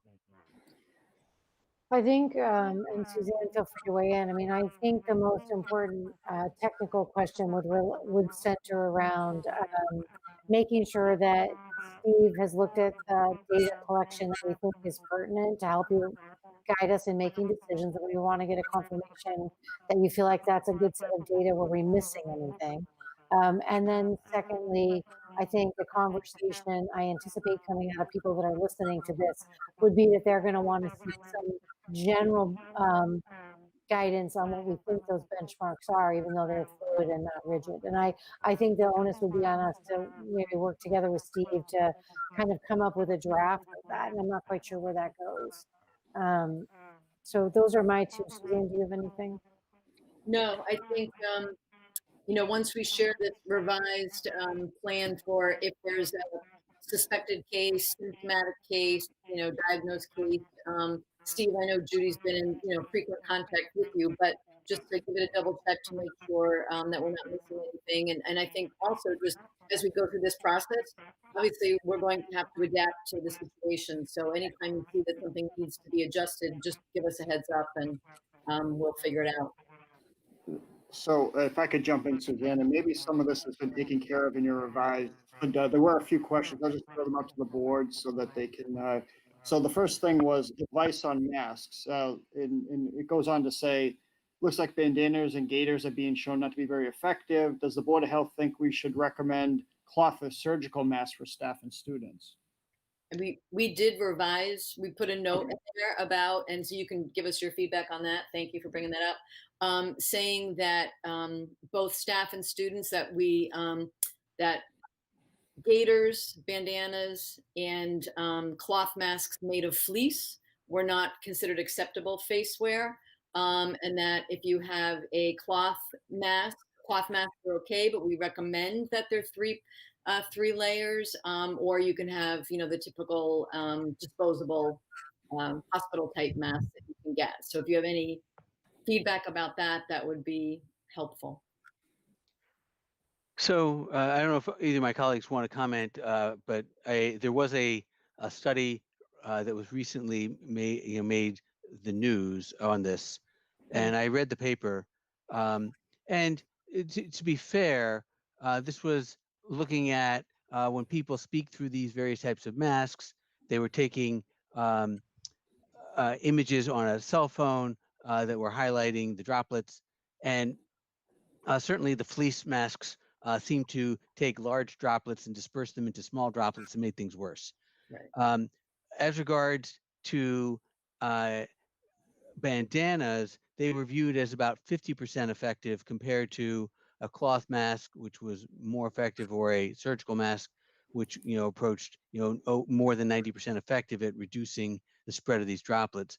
This is a small study; it's limited, and so it will be nice to see. I'm sure there'll be more data of higher quality coming out subsequently. Based on this, I think what you did is reasonable, though if there was a student who had a bandana, I'm not sure I would send them home. A bandana is still 50% effective. And for the most part, people aren't doing, nonstop talking when they're in class, hopefully.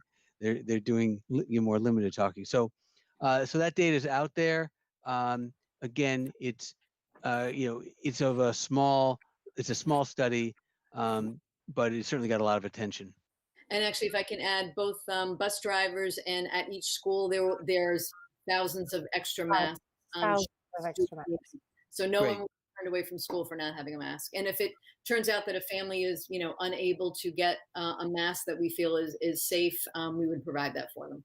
And we Great. actually have used the mask resources that have been provided in town, and we've gotten a whole variety. So we're well resourced with PPE gear. Great.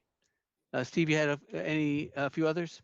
Yeah, so there were a couple regarding lunch in cafeterias. So, so there, and this goes back to the governor's indoor gathering guidance. Yeah. Governor states no more than 25 people at an indoor gathering. Does this mean we cannot have more than 25 people in a school cafeteria at a time? So I don't know if the governor's gathering thing has to do with schools. I think schools is more of a DESI thing. I don't know what your opinions are on that as far as if they can 6 There's feet also in. very specific guidance from the state about restaurants, and because eating is an essential activity, a lot of the other guidance for the state is about entertainment, which is not as essential. Here, eating is obviously a requirement if they're in school for that long, and so they do need to eat. I think that at restaurants there is no limit to the number of people that can eat at a restaurant as long as they maintain the safe spacing between tables. So I think that if we're following spacing between tables appropriately, we shouldn't fall into any sort of maximum number of people that can be in the cafeteria at the time. Although I would argue that having lunch in classrooms that are smaller classrooms and having desks, especially those desks where you were able to maintain 6-foot spacing, is probably the best thing to do, rather than having everyone get together. You could even deliver meals to the individual classrooms to mitigate the number of students walking around the hallway or congregating in lines waiting for food. I feel like you've been at our meetings. No, I just want to say that. I mean, so Steve, the schools are exempt from some of those parameters more because they are considered essential, as Dr. Walsh just articulated.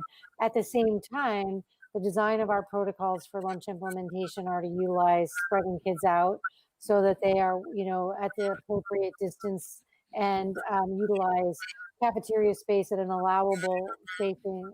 I think we spaced them well over 6 feet. What do we mark them at? It's close, I think it's 10 to eat. And then creating smaller space and a combination of classroom use. So we're basically taking each protocol benchmark and then designing against it. So we will be delivering lunches to classroom in some cases, and yet there will be some cafeteria space utilized as well. So for cafeterias, we were using a 6-foot minimum separation. 10 feet is for outdoor play without masks. Yeah. Okay, and just the last one, and maybe you may have already come to some agreement on this anyways, but it says DESI recommends students all face in the same direction when eating lunch. Is this something that we need to make a requirement in schools? It makes seating very difficult if we do that. So I don't know if you've discussed that and solved that problem, or. No, I mean that we've discussed it, and we're not sure what to do with that. Because in the classrooms we do have them set up that all the desks are facing in the same direction. It's a little bit more challenging in cafeterias to have students all facing in the same direction. Some tables are 6 feet long, so you could put a student at either end of the table, but they'd be facing each other. And is that okay if there's at least 6 feet between them? Because they won't have masks on, obviously, because they're eating. I think that, it's important as to be in a space of absolutely kind of that living reality, which is even if you face them facing forward, they're going to turn their head and talk to each other at lunch while they eat because they need to talk to each other. So that's why we're opting for the distance of the spacing. And I don't believe that the protocol that we initially designed for lunch anticipated that they all had to face in the right direction, Steve. However, we have spread kids out, made sure that we are giving 6 feet or more in that distancing and are following all those other pieces of those protocols. But I certainly think that, you can manage the appropriate amount of human behavior. And so you're kind of combining mitigations, adding space, open spaces, those types of things, eating outside when we can through the fall, those types of things. So I would agree that I think the idea of trying to get all the kids to face in the same direction, it has downsides just in terms of the emotional well-being of the children.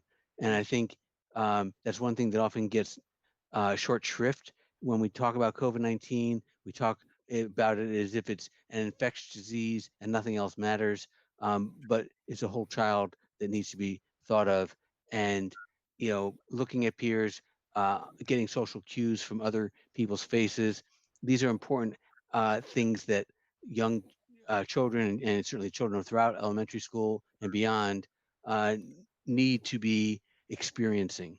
So I think it's the extra risk of facing each other when you're at least 6 feet apart, you could probably define that there's some extra risk, but I think the magnitude of it would be very, very small.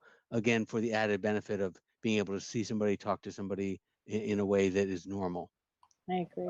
I would second what Alan said. In fact, I would say that more of a risk at lunchtime is kids sharing food than if they are facing each other, 6 feet away on a big circular table. Having them share food is such a much more likely way to share a respiratory virus than being 6 feet away and eating lunch across the table, in my opinion. So they're sharing food and swapping food, which is a little different. Like you got cookies and I got an orange or whatever. But yeah, okay. Steve, have we covered the questions that you wanted addressed? Yes, that was it. Thank you. Great. Dr. Hashmi, I think you had some additional questions. If Dr. Hashmi, you are on mute at the moment if you're asking additional questions. I'm sorry, Alan. Yeah. A lot of people had reached out to me privately, and I know this has been a long meeting, and I just wanted to communicate something to the parents, I think, which is important, and I think this discussion should highlight that, life unfortunately is not a multiple choice question, and as you can see, there are no correct answers. You just have to do the best with the options that you have. And I know that this uncertainty wears on a lot of people, but you can see that we are committed to providing transparency in all of our decisions. And I think as a board of health, I think it's important that we communicate to our residents that, I don't know if we want to release a statement or just however we want to do it, that there is no such thing as a complete safe reopening until the virus is either completely eliminated or a cure is found. All we are trying to do is to make sure that the opening that we have for our educators, our staff, for your children is as safe as we can do it. And as the superintendent mentioned, and as the board has already, we have gone through several town events, we've gone through several school events, and we will do our best to keep you safe. And with that, I just have several questions for the superintendent. I just wanted to ask, I think you mentioned this, I just wanted to be clear about this. So are the educators on the front lines, they have looked at what you have presented and they are okay with this? Because I didn't see any of those there. I mean, I saw the surveys that you had shared with us, but I just want to confirm that people at the front lines know things that that we as a board may not know. So I'm just wondering, are they okay with the plans? Have their voices been heard? Have their concerns been addressed? That's I guess my first question. Yeah, so I would say their voices have been heard. A vast majority of their questions and concerns have been met. I think you'll see in the revision that we present tomorrow at school committee that it demonstrates a commitment to the fact that I just want to comment about, these are my faculty as well, people I care about, people I've worked for 6 years, and I take the responsibility of returning them to work at the utmost of importance. And so I think when we look at the responsibility of educating kids and keeping faculty safe, yes, their questions and needs have been heard. Are they feeling 100% reassured? Absolutely not. Who is? We're addressing with honesty that we've provided, we believe, a strong set of clear mitigations and organizational planning that lets us return students and faculty to work safely. And I think that we've worked with the labor board, we've worked with faculty, and I feel like between where they were 2 weeks ago to where they are now, we've continued to make strong progress. They have a direct line to me. I've certainly heard everything that you've heard, and it's an agony of work. We have to take the steps forward to do the best. And for every faculty member, place them into the proper staffing. I'm looking to do that now. So I believe that you'll see that they will be following up with some additional opportunities to vote their feelings, but at the same time, the school committee is charged with voting the opening of school, which is their responsibility. And my job is to try to get them as close as possible. That's my job. My job is to take the responsibility the school committee faces to return students to school in the way that they're anticipating, and for me to hear everything from faculty and family concerns and to create a model of planning that meshes them together. Many other districts are just taking the school committee vote and then backing into whatever agreement they can manage through labor negotiations. We started negotiations first, and we're trying to back our plan into those negotiations out of respect and care for the fact that our faculty is highly important to us. And I hope that answers your question. Yeah, no, that's great. The second question is, Mike, is that if you have children, for instance, and I know you have this hybrid model of with the, you presented the blue and the cardinal team, but what if I'm, for instance, like a grocery worker, right? And I cannot, I cannot arrange childcare, and what happens to, is that kind of my bad luck, or is there a mechanism of putting those children in schools, or is that something would the board, like, I'm now talking to my own board, what would we, go ahead. Before you weigh in, Amber, because I've thought about this as well, do you have any ability to pair up parents so that people who need childcare, maybe if you have a red team, Cardinal or whatever the names of the teams are, they match up, and so you get one child care slot that they're sharing. Is that something that you've thought about? So I think that, again, there's multiple layers of decision making. So the community ed program in town, for example, entered into a licensing agreement for the year with Teamworks to provide daycare for our faculty kids so that they can come back to work for school age students. And then any remaining spaces we will make available to Westborough residents. So I anticipate there will be some. We have before school care already and after school care, which is available and will be open through the community ed program we collaborate with. We certainly, I think Westborough has innovative and connected families who are going to have to make decisions about how to get coverage managed. We certainly are always willing to step up and to be creative with people. The last part of that is really thinking about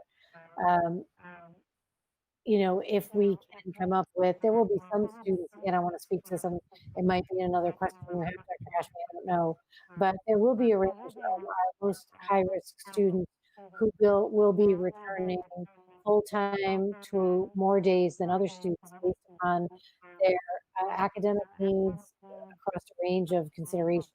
So we're individualizing this on the levels that are necessary. I certainly know that there's been a lot. I just sent a communication to my special ed families tonight, and families that have children on IEPs with unique learning needs, to all families. I sent it to all families saying, look, we're working on all these details and we're committed to educating every child. And that's our focus.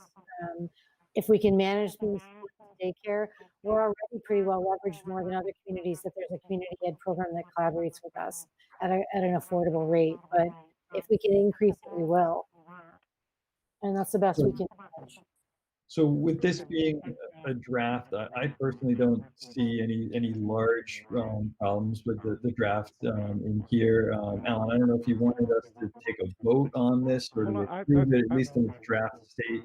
I do have probably plenty more questions, and so maybe the appropriate thing to do is to write them down and give Amber or the board or somebody a chance to look at them offline rather than doing it, here at the public meeting. But there's, more minor things that I don't think is worth taking up the time here for. So, Dr. Walsh, I appreciate your comments, and I do want to take a vote. Apropos to a comment Syed had made earlier, this has run on a long time, and I have not cut it short because I think this is probably the, this is an extremely important meeting. I don't know if people are watching this now or will be in the future, but I think it's important to the people of Westborough that there be an understanding that the Board of Health is working closely with the school department, that Decisions are not being made in a casual or cavalier fashion, but they're being done with a lot of deliberation.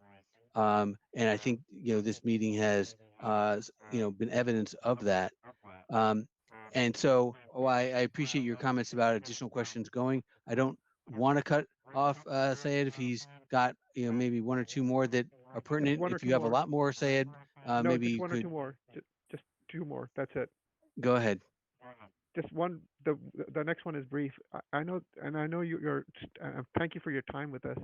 I know that your budgets are tight, but I'm just wondering, because of the mental health effects of this pandemic, will you be increasing? Will there be resources available for the mental health of your staff and children? Yes, I mean, the short answer is one of the Okay. reasons we need to bring students back is because of their mental health. Our faculty needs support as well. And a large part of our planning is focused on social emotional learning, and we will be bringing in additional resources. Okay. And to add, And The we last. an Go ahead. employee assistance program that is free and confidential, that employees can reach out for emotional support, financial support, advice. So that's free and available to our staff and confidential. Okay, great. And if it turns out it's a funding issue or you're having trouble getting resources, like funding wise, the state is advertising to the towns that there are basically three big pots of money that we can dig into. The CARES Act has provided community money to local cities and towns. There's funding from FEMA, and there's also funding from DESE as well. And that all three of those, it's kind of set aside per capita in many cases, at least for the CARES account, that towns should feel free to, try to, spend the right, Dr. Walsh, you know I'm going to access every grant there is, and Leah Talbot and our team working are on it. And Good. Okay. Because I don't think there's anyone from the Board of Health that's specifically looking at appropriate money for any of those. So Yeah. I just want to make sure somebody from town is looking at this. yes, yes, Great. 100%. All right. So Dr. Ashley? my last question is regarding, there was a recent article in our professional journal, the New England Journal of Medicine, which basically called out my profession for its systematic systematic racism, and basically put us on notice. And so and there's been a whole conversation about race in these past few months. So my question was, especially in these times of pandemic, I guess my question is, and there was some recent discussion in the Boston Globe about differential school disciplinary rates based on race, and this has then later on has health effects. So my first question is there a difference in race on school discipline based on race in our school? First, if there is, does that concern you? 3, if it does concern you, what is being done to address it? And especially because if, for instance, if you're disciplining a child in this pandemic, and if he or she misses out those days of learning or whatever, they will fall even further back. So I was wondering what your thoughts were on this. I'm just going to interject. Again, I don't know if you have the facts right at your fingertips, but if you don't, this is probably worth coming back at another meeting to discuss more fully. To the extent that it affects COVID-19 planning, I appreciate the question. No, that's fine. We can we can do that later then. But Yeah, no, that's fine. go ahead. If you have data to present to answer, go ahead. I would rather be very specific, but certainly I want to acknowledge with regard to the focus of this particular conversation right now. Looking at returning to school and the work that we're doing to get back in front of students for in-person instruction is heavily driven by equity-based discussions and recognizing that there are other populations across an array of needs that require us to be extra thoughtful about ensuring that they're getting the supports they need. You know that we have an extensive free lunch program. We have students across the socioeconomic reach, across the diversity reach. All of those are extensively supported in the structure of public schooling. That's why we are a municipal function. And so getting back is an initial support to all of the groups. With regard to race issues. We are actively engaged in looking at race and diversity and equity issues based upon all of the kind of conversations that we've seen at play across the nation, and actually scheduling meetings. We've had people come to speak to the school committee. They're very actively engaged. And that's a whole strand of ongoing work, both which we've been involved in actively, but have really new initiatives around picking up energies in certain areas that we respond as well, saying that there's more that we need to do. So it is kind of a separate meeting. But with regard to, I appreciate and respect your acknowledgement that during a pandemic, there are those that suffer more. We're trying to do what we can as a public school to cover as many bases as possible for those families. Thank you. To jump from one topic to a completely different one. Some of the stuff that's in this, draft reopening plan, says the details will be filled in later. And so when it comes to a vote on it, it's a little hard to kind of approve it depending on, what other things get adopted later. And so things, in particular, one of the things that I'm looking at is how we do like cohorts. And so at the younger grade levels, it's pretty clear it's a classroom, it's got the same group of, 10, 20 kids that are in that classroom that they would have contact to. At the high school, though, you could have such contacts that, one person over the course of 8 classes is, or 6 classes is meeting 25 different kids each time they're in a classroom. And so the spread or the contact base of each person varies widely depending on how you do the cohorts. Mhm. And so having a cohort just Navy Cardinal could be that, one infected person could drastically affect large numbers of people,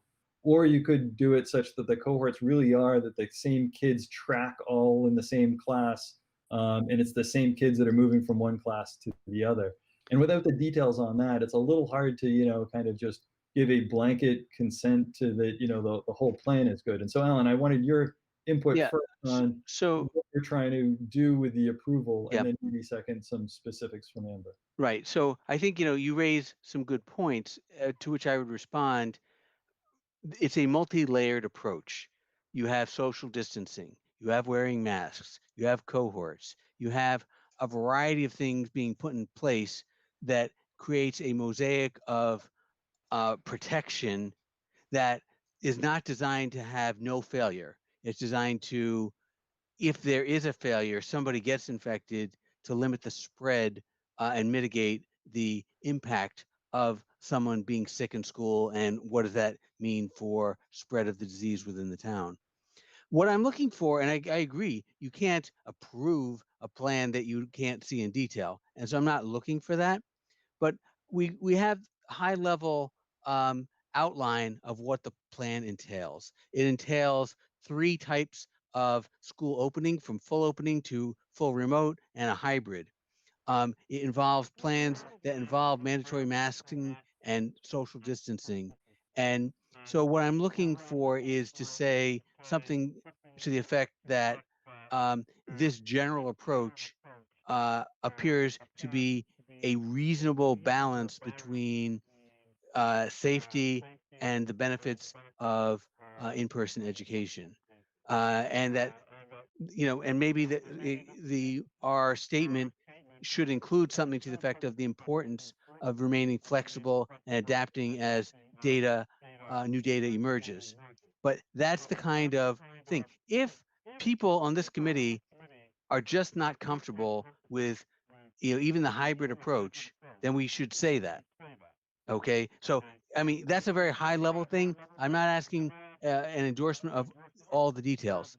Okay. So while my board members are considering those comments, um, I'm going to just, knowing that if anyone's watching this, once our school board, or sorry, our school representatives leave, we may lose attendance. I want to just read the information I cited earlier. That COVID-19 testing this week will be taking place Wednesday at the Greendale Mall, and that is an appointment is needed, but it's from 2 to 7 p.m. Thursday, these are Greendale Mall, these are in the second lot, from 8 a.m. to 1 p.m. These are both offered by the AIDS Project Worcester, and appointments are needed. Same thing Friday from 2 to 7 p.m. And then on Friday at the Worcester Common from noon to 6 p.m. No registration required. You can go and get tested for free for COVID-19. So I just want to share that. And with that, if there is someone who would like to make a motion about the proposals we've heard tonight, or if you have some more questions, go ahead. Not more questions, but as you mentioned testing, I do want to emphasize my background is in testing. There are huge differences between the types of tests that some people are getting. There are the molecular PCR-based testing, which is considered the gold standard. There are antigen testing and there are antibody testing, and they are decreasing levels of sensitivity and specificity, meaning that they have higher false positive and false negative rates. So I would encourage that if people are going to get tested, that they get a molecular-based test, which would be a PCR-based test. It tests for the actual presence of viral RNA, and those are considered the gold standard. Any other test we get, the state has indicated that, well, they might be meaningful in some larger level analysis. Any test result that you get from either of the antigen or antibody tests should be followed up with a molecular test anyway. So do yourselves a favor and actually just get the right test, and it will be helpful. So I agree with that completely. And I had one and it wasn't bad. Just one of the public people have like heard it, they're terrible. It was seamless and easy, and I got my results in 2 days. In Good. fairness, it's unpleasant. It doesn't hurt. It's unpleasant.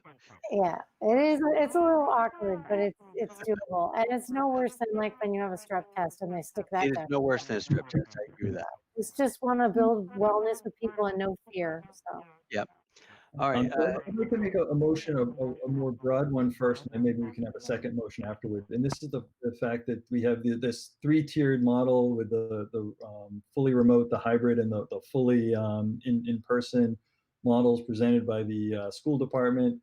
I'd like to make a motion that the board endorse that general concept of having these and picking the hybrid model as the starting approach as a reasonable way to go, where we will then fluidly decide which direction we want to head as things progress. I'd like to make our motion that we say that is a safe course for the school to proceed down, I guess is the way I'd prefer it phrased.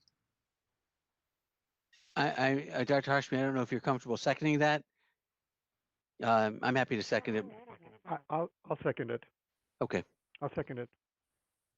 Is there any discussion of this? We've had a lot already. So, all right. I'm going to take roll call. Dr. Walsh, Dr. Walsh, yes. Dr. Hashmi, Yes. Dr. Ehrlich, yes. So Okay, with you that, wanted a second motion. Go ahead. yes, I'd like to say that the draft plan as presented by the school board, while it is still missing a few details that they're working on, as it's an ongoing draft plan. But that is a caveat. I'd like to say that the Board of Health endorses the plan as it's written so far, and we look forward to continuing the discussion as the details get fleshed out. Is there a second? I'll second it. Okay, any further discussion? Dr. Walsh, Dr. Walsh, yes. Dr. Hashmi, Yes. Dr. Ehrlich, yes. Okay, Is I there think anything that else, Alan, that you feel like we have to do on this, or are those motions sufficient for you? I think those are sufficient. I think the main issue left, and this is up to Steve again, is giving them feedback with respect to the data that they're gathering. And I don't know that we need to discuss that tonight, but obviously, they need that information, by tomorrow or whatever. So. Alan. We'll provide the guidance in an updated draft, and Steve actually already has a draft of, I think, those notes. And so both of those motions support the direction of the work, and I thank you. You guys have a lot of stamina, and I appreciate your attention and your detail immensely. It takes that to manage this, and there's no time for the faint-hearted here. We have to really dig in and put in the time, and I really respect and appreciate that your board always does. We're going to be in close relationship this year. Both of your motions indicate that. Tomorrow, after school committee discusses the updates to the draft, I will forward all of it to you, and you can continue to look at it. We remain 100% available to you, but I will coordinate initially first with Steve as needed to keep things moving forward to you. So thank you tonight. And I'd like to thank everyone as well, and in particular, Steve, thank you. You've been very helpful to the Health and Safety Committee as we've been going along and throwing questions your way. So thank you for your help. Oh, well, you're welcome. I appreciate the equal work together. So Yeah, thank you. We will leave your meeting so you can finish. We will back out. If you don't mind, I want to get some stuff ready for school committee tomorrow. And thank you again for your help tonight. Thank you. All right, take care. Good night. Dr. Ehrlich, Yes. hey, do you want to schedule a meeting for next week? I mean, I know it's, do we want to meet to discuss do we need to follow up meeting to discuss anything from the school committee? stuff next week or not? I think we can discuss a follow-up meeting. I might lean towards 2 weeks from now instead of next week. Okay. I don't know if that's Just let bad me for know you. because I have a selectmen's meeting on the 18th, so I need to like plan for that. All right, so I That's think the only- actually that's one more reason why skipping a week and doing it in 2 weeks, we'll be getting Okay. right before school starts. That might be a good time. Okay. All right. Let's get, so we have the next item on the agenda is, is our 6:15. Quite honestly, I appreciate both of you, the time and attention. I think this is, the most important issue before us right now is the opening of the schools. And the time was necessary. Discussion of sidewalks. Who's leading this? Well, maybe I'll start and throw something in there that a lot of people don't know about. So on the town's webpage, there is a link for the Complete Streets program, and underneath that link, you can actually go on to an interactive map and make notes about areas where you think there should be better crosswalks or maybe better sidewalks, those sorts of things. So I would ask any of the residents who are watching this, that is one way to get your suggestions out to the committee. So that link is right on the front page of the town website. So, Dr. Ehrlich, I think Nathan had raised this point up earlier. And one of the things I was just going to say is I didn't know if the board wanted to just say that we support, I didn't know if the board wanted to make a vote or send a letter to the Board of Selectmen saying that we support mechanisms which improve mobility in town, including access. I think what Nathan had initially started the conversation with, and again, Nathan, please correct me if I'm wrong, was to increase mobility for school children, right? Especially in time of this pandemic. Would that be a correct summary of what you're... Crowding kids on the buses, I think, is a particularly poor choice if kids could walk to school and not having sidewalks. It's becoming very clear in the midst of this pandemic that our schools just are not well set up in terms of having connections with sidewalks to each other downtown, portions of the community. A lot of the schools are hard to walk to, and that's a huge problem. And so I was just wondering if the board was certainly, this is, as you guys know, I'm fully passionately for this. So I didn't know if the board wanted to just take a vote so that we could send it to the Board of Selectmen because they're going to be having a discussion about this. So I'm certainly in favor of this. I leave it to the board that if we want to send a letter to the Board of Selectmen saying that we would encourage any, we would urge that the board and the town consider ways to improve mobility, especially for school-age children via sidewalks. Go ahead. Yeah, I'm on board with this, except I don't think it's limited to school-age children. Okay. Mobility. I support. I would support sending any kind of motion that something to the effect that increasing ability of people to walk safely via sidewalks or to ride bicycles within town is good for public health. Yes, I'll second that motion. Not only maybe to amend it or to increase it, not only is it good for public health, it's in the best interest of the health. Best interest. Oh my Um, God, here we go. Oh Oh, my goodness. we Look at us have go. the three of us aligned on something like I haven't seen in a long time, where each one is superlative more on the motion than the last one. And we go with Dr. Walsh. I second it. I second it. okay. Has Paula got Excellent. it? Did Paula get it? Paula, you got a motion there that we can vote on? Yes, I Okay. did. All I'm right. awake, just so you know. Okay, so once this motion is made, if it could then be sent as a formal letter to the Board of Selectmen, that would be, I think, how we would do this. Okay. Okay. Could we just make it easy and let me sign on behalf of the board, so I don't feel Yes. like running Yes. around? Yes. Yeah, that's Yes. fine. Okay with you? Okay. All right. All right. So Dr. Walsh, Hashmi? I'll second the motion. And Okay, yes, fine. I'm for it. Yes. Dr. Walsh? Dr. Walsh, yes. And Dr. Ehrlich, yes. Okay. Okay. Now Are we done with getting back to sidewalks? We can go back to the sanitarians report. So, All right. There's mouthful. TJ Farms Yeah. is, I guess we gave them a written warning. Do we have to do more than that? Do you think they're complying at this point, or do you think they're not complying? I was in yesterday and he was wearing a mask, so I'm fine with that. Good.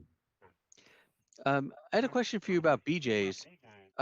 Where is BJ's? I thought they moved to Northborough. No, it's BJ's corporate office at 25.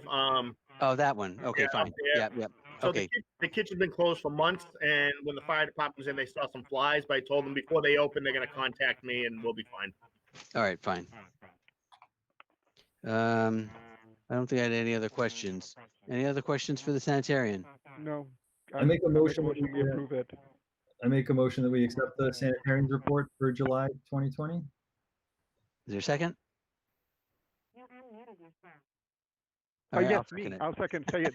Say it. I'll second it. Sorry, my bad. Thank you. I second it. Okay, all in favor, Dr. Hashmi, Yes.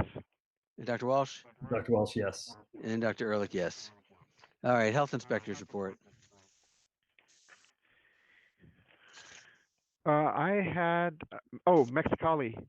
I mean, isn't this the restaurant that just opened? No, they've been open for a while. Okay. Is that a This is problem? last year, though. Was Aaron worried? I mean, I know the reinspection showed violation had been addressed, but is Aaron worried? Do we need to call them to the principal's office? No, I wasn't worried. To be honest, some of their priority foundation violations were related to missing soap at the hand sinks at the bar, which they're not actually really using.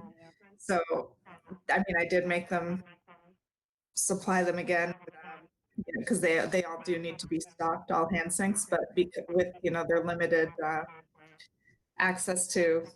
I think they're mostly doing outside seating there, so they just really aren't using that area much. So I wasn't worried about that. Okay, and also I would just point out to the board Derani's report, and I would just say that Scoops and Bites, they had no violation. I hope we're sending them a letter or something. That's pretty impressive. Do they get our Gold Star medal or something? It's pretty impressive. Yeah, I actually forgot to write that in there. Thank you. They will get a certificate of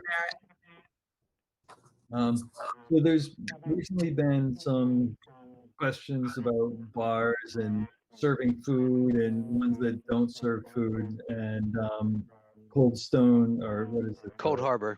Cold Harbor comes to mind.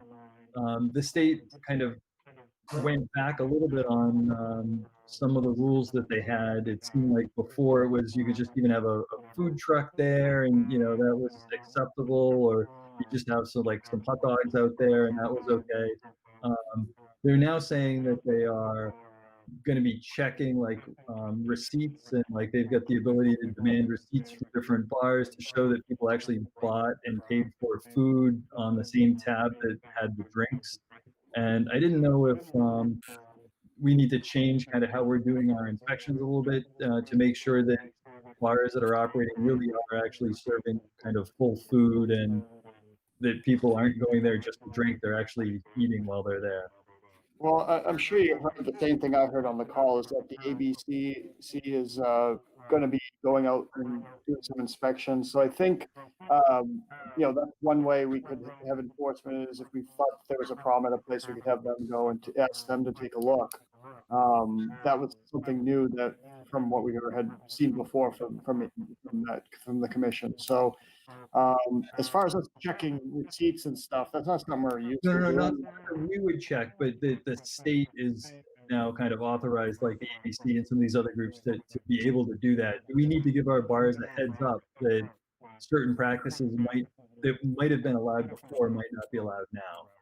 I'd hate to have like somebody call, complain, have it go directly to the state, directly to the ABCC, have it not even hit our desk, and then have someplace lose their liquor license because they weren't even informed of it. Well, I guess we could do some outreach to the places we know serve liquor. I mean, we have the announcement here. I'm hoping that the ABC would have sent stuff out themselves, but I guess we could do that if you think it's reasonable to do. Yeah, I think most places are well aware of what they need to be doing. Okay. But happy to send out something. Yeah, I think we only have 2 bars really in town like that. You have Cold Harbor and the VFW are the only ones that are real bars. Everything else has a kitchen, so Okay. all of them can serve food. Yeah, the difference between able to serve food and actually serving food to every person that's drinking there is a little bit different, right? Well, they already know that. Like Dan has it on his website for the Central House that you must order food before you drink. Oh, okay, good. A lot of places you have to order your food before you get your drink anyways, so that's kind of what they're doing. Oh, good. I wasn't aware of that. So it sounds like they're on top of it. That's all I had then for the health inspector. All right, good. Other questions just for one- the inspector? Just, Yes, yeah, go ahead. real quick. I know it's late. Do we have a sense of how many of our restaurants have closed? I know that we had 2. Are we keeping a track or? Ray says 5. I'd say I'm looking at the files on my desk. 5 or 6. 5 or 6? Thanks, Aaron. Okay. All right. Thank you. Any other questions for the health inspector? Can I have a motion to approve the health inspector's report? I'll make that motion. Second? I'll second it. Okay, roll call. Dr. Hashmi, Yes. Dr. Walsh, Dr. Walsh, yes. and Dr. Ehrlich, yes. Okay. Discussion vote on providing food composting at the transfer station. Okay, so this is one of the short-term goals that our waste management committee has identified, is offering food waste composting at the transfer station, so people could drop off their food waste in a container there, and it would go and be composted. I talked to Ben Harvey about it as far as how much it would cost, and he says it'd be $80 a ton to do that. So I wanted to check with the board to see if that was reasonable and if it's something that it is a goal of the committee to try to decrease, tonnage of trash. The hope would be that every ton of food that we take out of the waste stream would be one less ton of disposal costs, and we would make out a little bit in that situation. We'd probably save about $30 if we did that. Are you saying it's $110 per ton to get rid of our trash? Harvey's is 40, and then it's somewhere right around there. Don't quote me on that, but it's Okay. very close. I think Yeah. Wheelabrator, I know it's a escalation. And last I recall, it was in the upper 60s. So Yeah, I think it's like 60, upper 60s for Wheelbrae, then you add the 42 for Harvey. So they're talking about, that's the combined cost per ton. okay. So I think there's a need for it. I think there's a want for it in town. I just kind of wanted to run it by the board before we implemented. I would kind of shoot for maybe an October 1st implementation date if you thought it was a go. It's going to take some, we've definitely got to get some education out about it. And obviously I need to talk to Ben some more about logistics before it happens. Yeah. So So if I, go ahead, Alan. let me just interject because I'm on this committee. So my 2 concerns were $80 a ton seemed like a lot for hopefully compostable material that you can sell and make some money with, but whatever. And then the second thing is, I just want to make sure if people are currently putting things down their garbage disposal or they're getting rid of it in some other means, maybe they have their own garden composting thing, and now they start taking it to the transfer station. Is our actual tonnage going to go up, net? And is it really going to save us money? So I think those are unknowable questions, and I'm okay with the plan, but I just at least like to vocalize these thoughts I've had for any discussion that you guys might want to engage in. No, I think those are very relevant points. The other one along those lines that concern I have is the implementation, and that's like if it's going to smell or attract rats and things like that. That's obviously the risk, but there is demand for it. I think if people want it. I think it's good for the environment. So I'm in favor of it, and it has the potential to save us money. You mentioned, Alan, the fact that if people are putting stuff down their garbage disposal right now, it may turn out that it saves us on kind of storage expenses as far as the town is concerned, to actually have it treated by collecting it and composting it rather than sending it down and trying to dissolve it and digest it and however they treat it at the sanitation side. Yep. So it could actually be a net, even if it increased the cost here, it might end up saving them somewhere else. Dr. Hashmi, your thoughts? No, I agree with both of you. So my question to Steve is this: I have two questions. One, how does this impact with Green Earth, or is that a private company? So that's a private hauler at the curb, I believe. Okay, that's a private hauler. So that's going to be the residents will just have to arrange for that privately. Correct. So my Correct. question is, sorry, go ahead. I don't know if this would cannibalize that somewhat, if people, could take it for free rather than paying for it, but that will have to work itself out. Okay. And my question, and this goes directly, I think what Dr. Ehrlich was saying is, Steve, I know you have a lot on your plate. Is there some way that this composting discussion will the Sustainable Westborough people be helping you with this, or will you be doing this by yourself? Well, they're on the committee. I don't see it as a big haul. I just need to get the information out there about what people can put in there. There is a little bit of a difference. The curbside compost, they allow cardboard and I believe some paper and things. At Harvey's, they don't want that. They just want the food, and which makes sense. They have paper and cardboard right there. It's separated out. So, we're going to have to get some education out there on what can go in there and that sort of thing. But I don't see it as a big lift once we get going. So I guess the only other question I have is, Green Earth charges a certain amount to pick stuff up. Is it like $30 a week, or what's their current charge? I'm sorry, Alan, I don't know. All right, because I just want to make sure it wouldn't be cheaper to just have Green Earth haul the stuff away compared to what we would pay Harvey's at $80 a ton. I'll bring that up at the meeting, and I'll let the Sustainable Westborough people investigate that. But that would be the only reason I wouldn't be in favor of this, is if there was a cheaper way. And maybe of we doing should the get that composting. answered. Well, Alan, why don't we? There's a committee, and I'll bring it up. Although, Okay, so Alan, just to be kind of realistic, right? $80 a ton is what we're talking about. Yep. How much do you think you personally would have? I mean, if 3 families are paying $30, right? I'm not sure what they're paying. That's why I asked. Okay. Yeah. Okay. I think that those numbers are drastically different. They probably are, but I want to ask the question. That's all. Okay. I'm not realistically expecting that. Okay.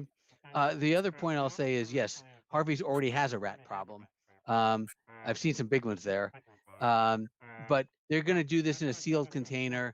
They understand that they don't want to be attracting rodents.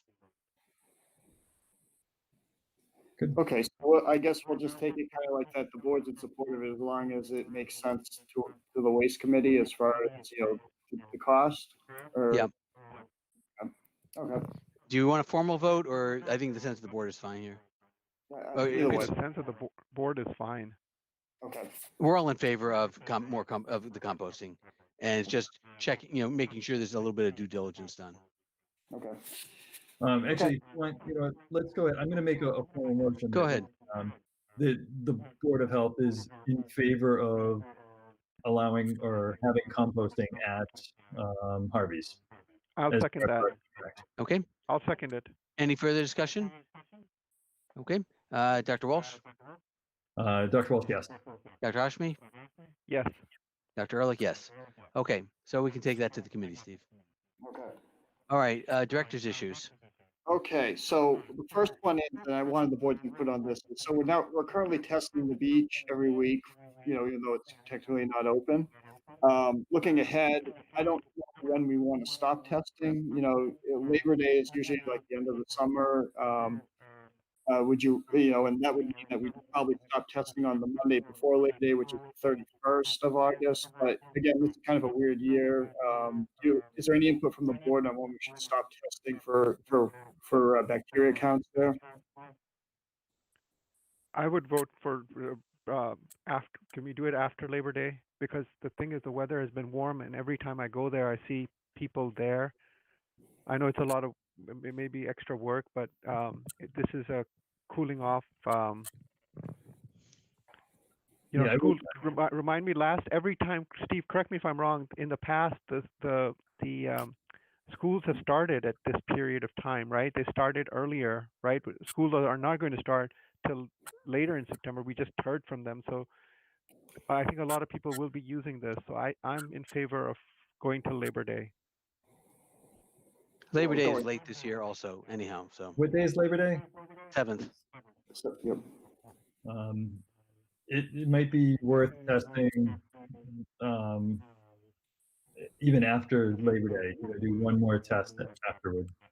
Okay, so the 14th would be the next Monday. Yep, that'd be fine. Okay. Is that okay with you, Steve? Yeah, I'll do whatever. Yeah, whatever. It's up to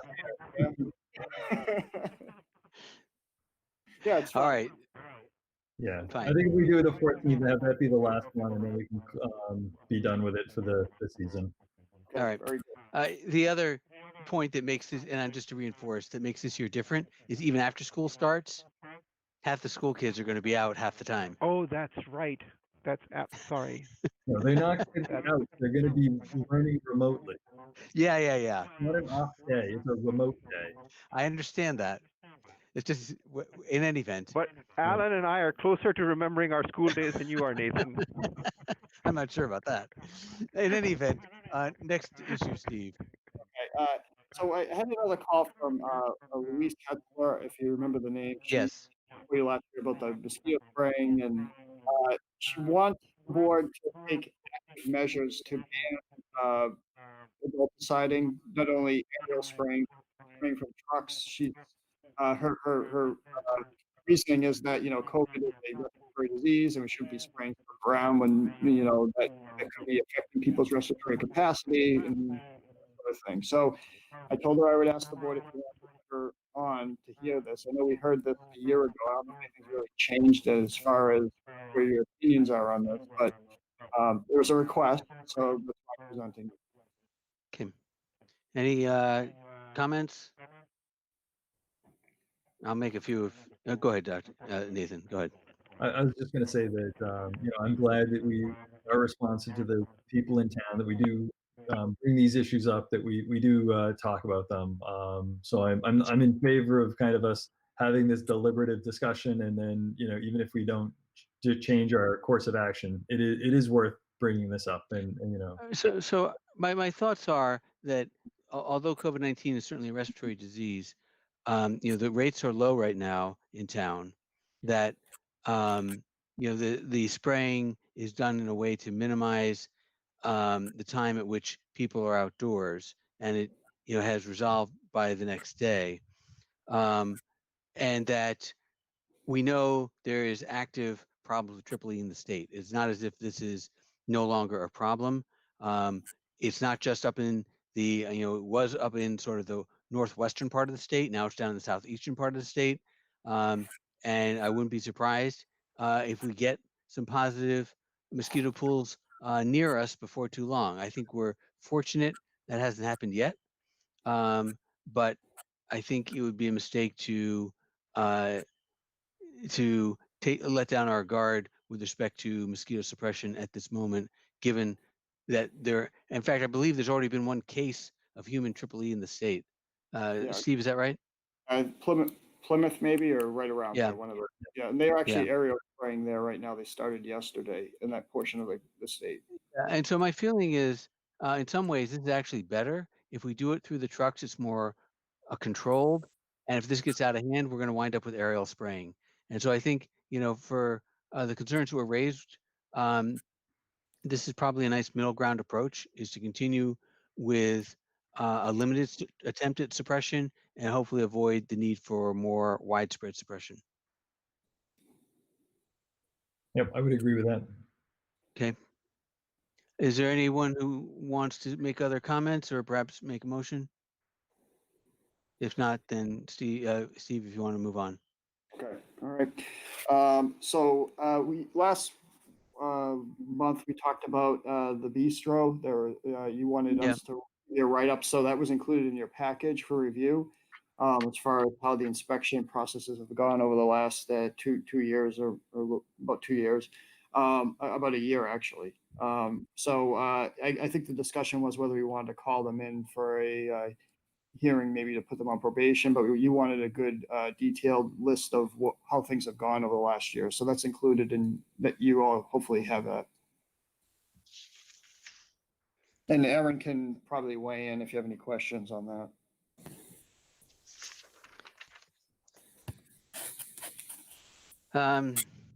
Yeah. The fact that there was a complaint in July doesn't inspire confidence, in addition to the routine inspections, where most recently they had to be closed.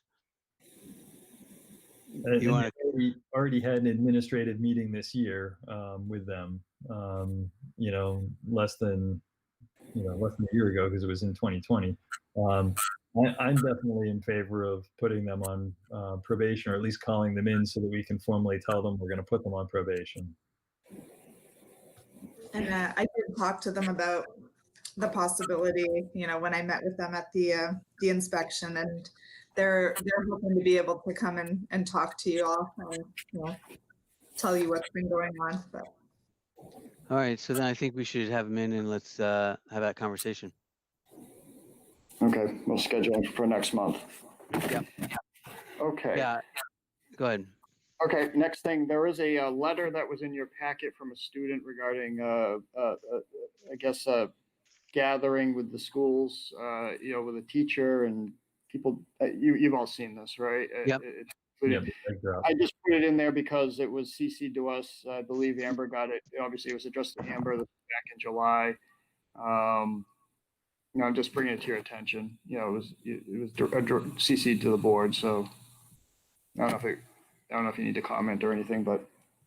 Well, I think my feeling is this is sort of part and parcel with some of the stuff that Lee Emery has been responding to the board with, which is, there are situations in town from time to time where the social distancing that we would like is not being adhered to as strictly as we might like or as consistently. And, I know that the state is getting stricter with this now, and there's I guess the latest was police are now empowered to give out fines in situations where, like, if it was in a private home and things were not being socially distanced, and they're trying, I think, to use the police for this enforcement instead of having this be a Board of Health issue, because I think the state is aware of the problems of relying on the Board of Health to enforce some of this stuff. So I don't know if there's anything we need to do about this at this time. I do have a comment about the message Lee had sent about a week and a half ago, or maybe 2 weeks ago, where she was talking about the girls' track team. Oh, yeah. Okay, I went down to the track shortly after I got that message because I was going to go running anyhow, and I did. And it actually appeared that this was not the track team, and maybe it was a different group, but it was a bunch of girls, and they appeared to be a soccer group that was practicing there. So that I say that even though I saw a message come through from Lee just this evening, I think while our meeting was going on, that there were more issues with a group of girls who were jogging or running or whatever.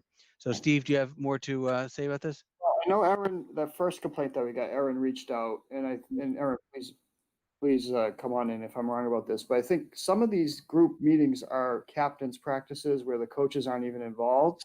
So it's no different than a bunch, I mean, not that it's right, but it's not an organized event by the schools. It's just a bunch of people meeting up, and maybe they're just meeting at the high school and they're running from there, where it appears that it's a high school function, but it's not.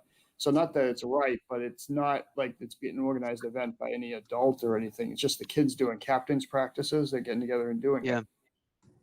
That's correct. It's actually in my report that you have in front of you on the third page. So I did write to Johanna, who did let the coach know, but it's not an organized coach's practice. And I saw that, and again, the coach didn't know about it, and I'm telling you, it may or may not even been the girls' track team. It may have been a soccer group instead, because it looked like they were doing soccer drills, while I was running around the track. So I would say that for activities that are organized by the school, they need to be following the guidelines that the state and the local board of health has put out, which would include the social distancing and the maximum size of a particular group. So for things like that egg drop that, as was described in the letter, that is concerning that people aren't following the rules. I think that as far as how to enforce it, I agree with it. Some of this enforcement stuff needs to be handed off to the police department. But as far as the board, I think that maybe I speak for all of us when I say that we certainly don't encourage large groups getting together to do stuff, especially if they're not maintaining social distance. And in fact, we discourage it. And that people shouldn't be doing the sorts of things as was described in that letter. As far as the captain's practice or the people training, I do believe that they sign up to use the fields. So it's not that it's completely unscheduled or unsupervised. Yeah, there is no adult supervision, but I do think that there is a process that they use to sign up the fields.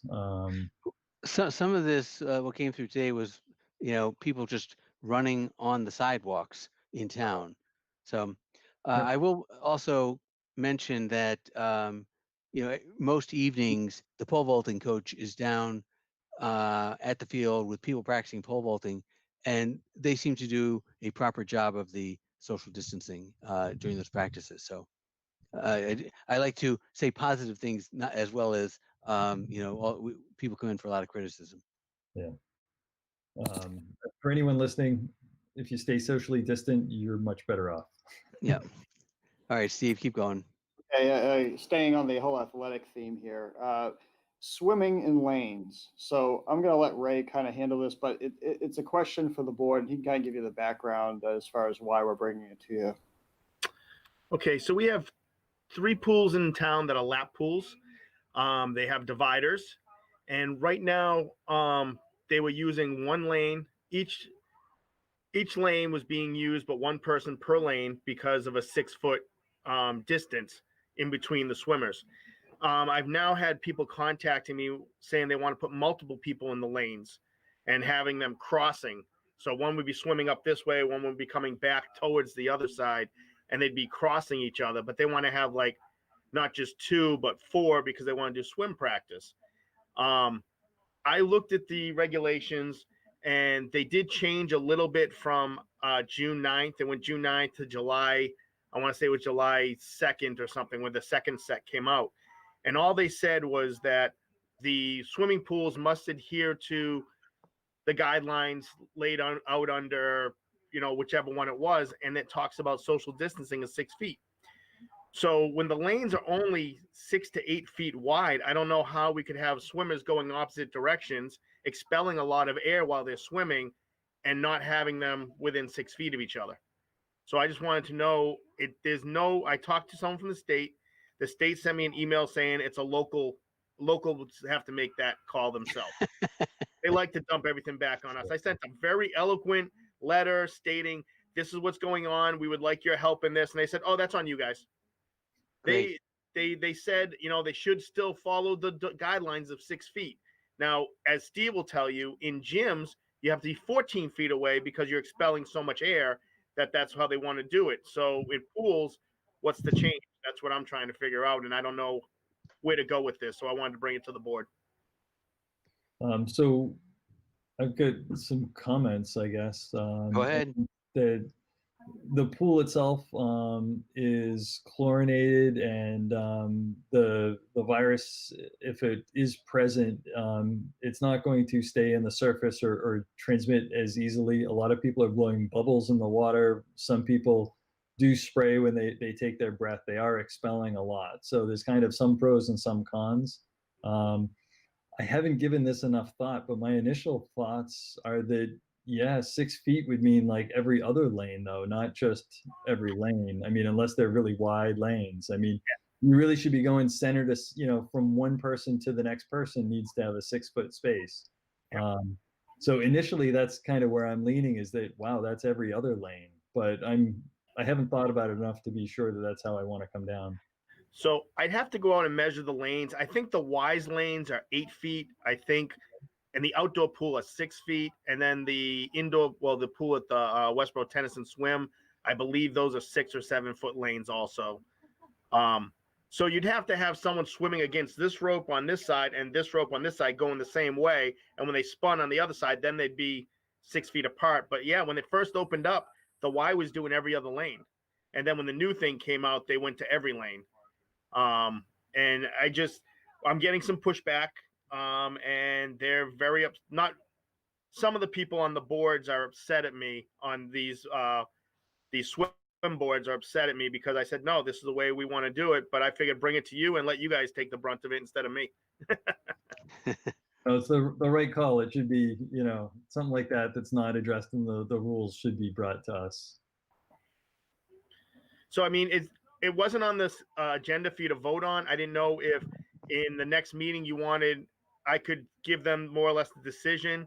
And if they wanted to come and plead their case, they could come in front of you and give their opinion. It's up to you. I just wanted to see what you guys want to do. Dr. Hashmi, do you have any thoughts on this?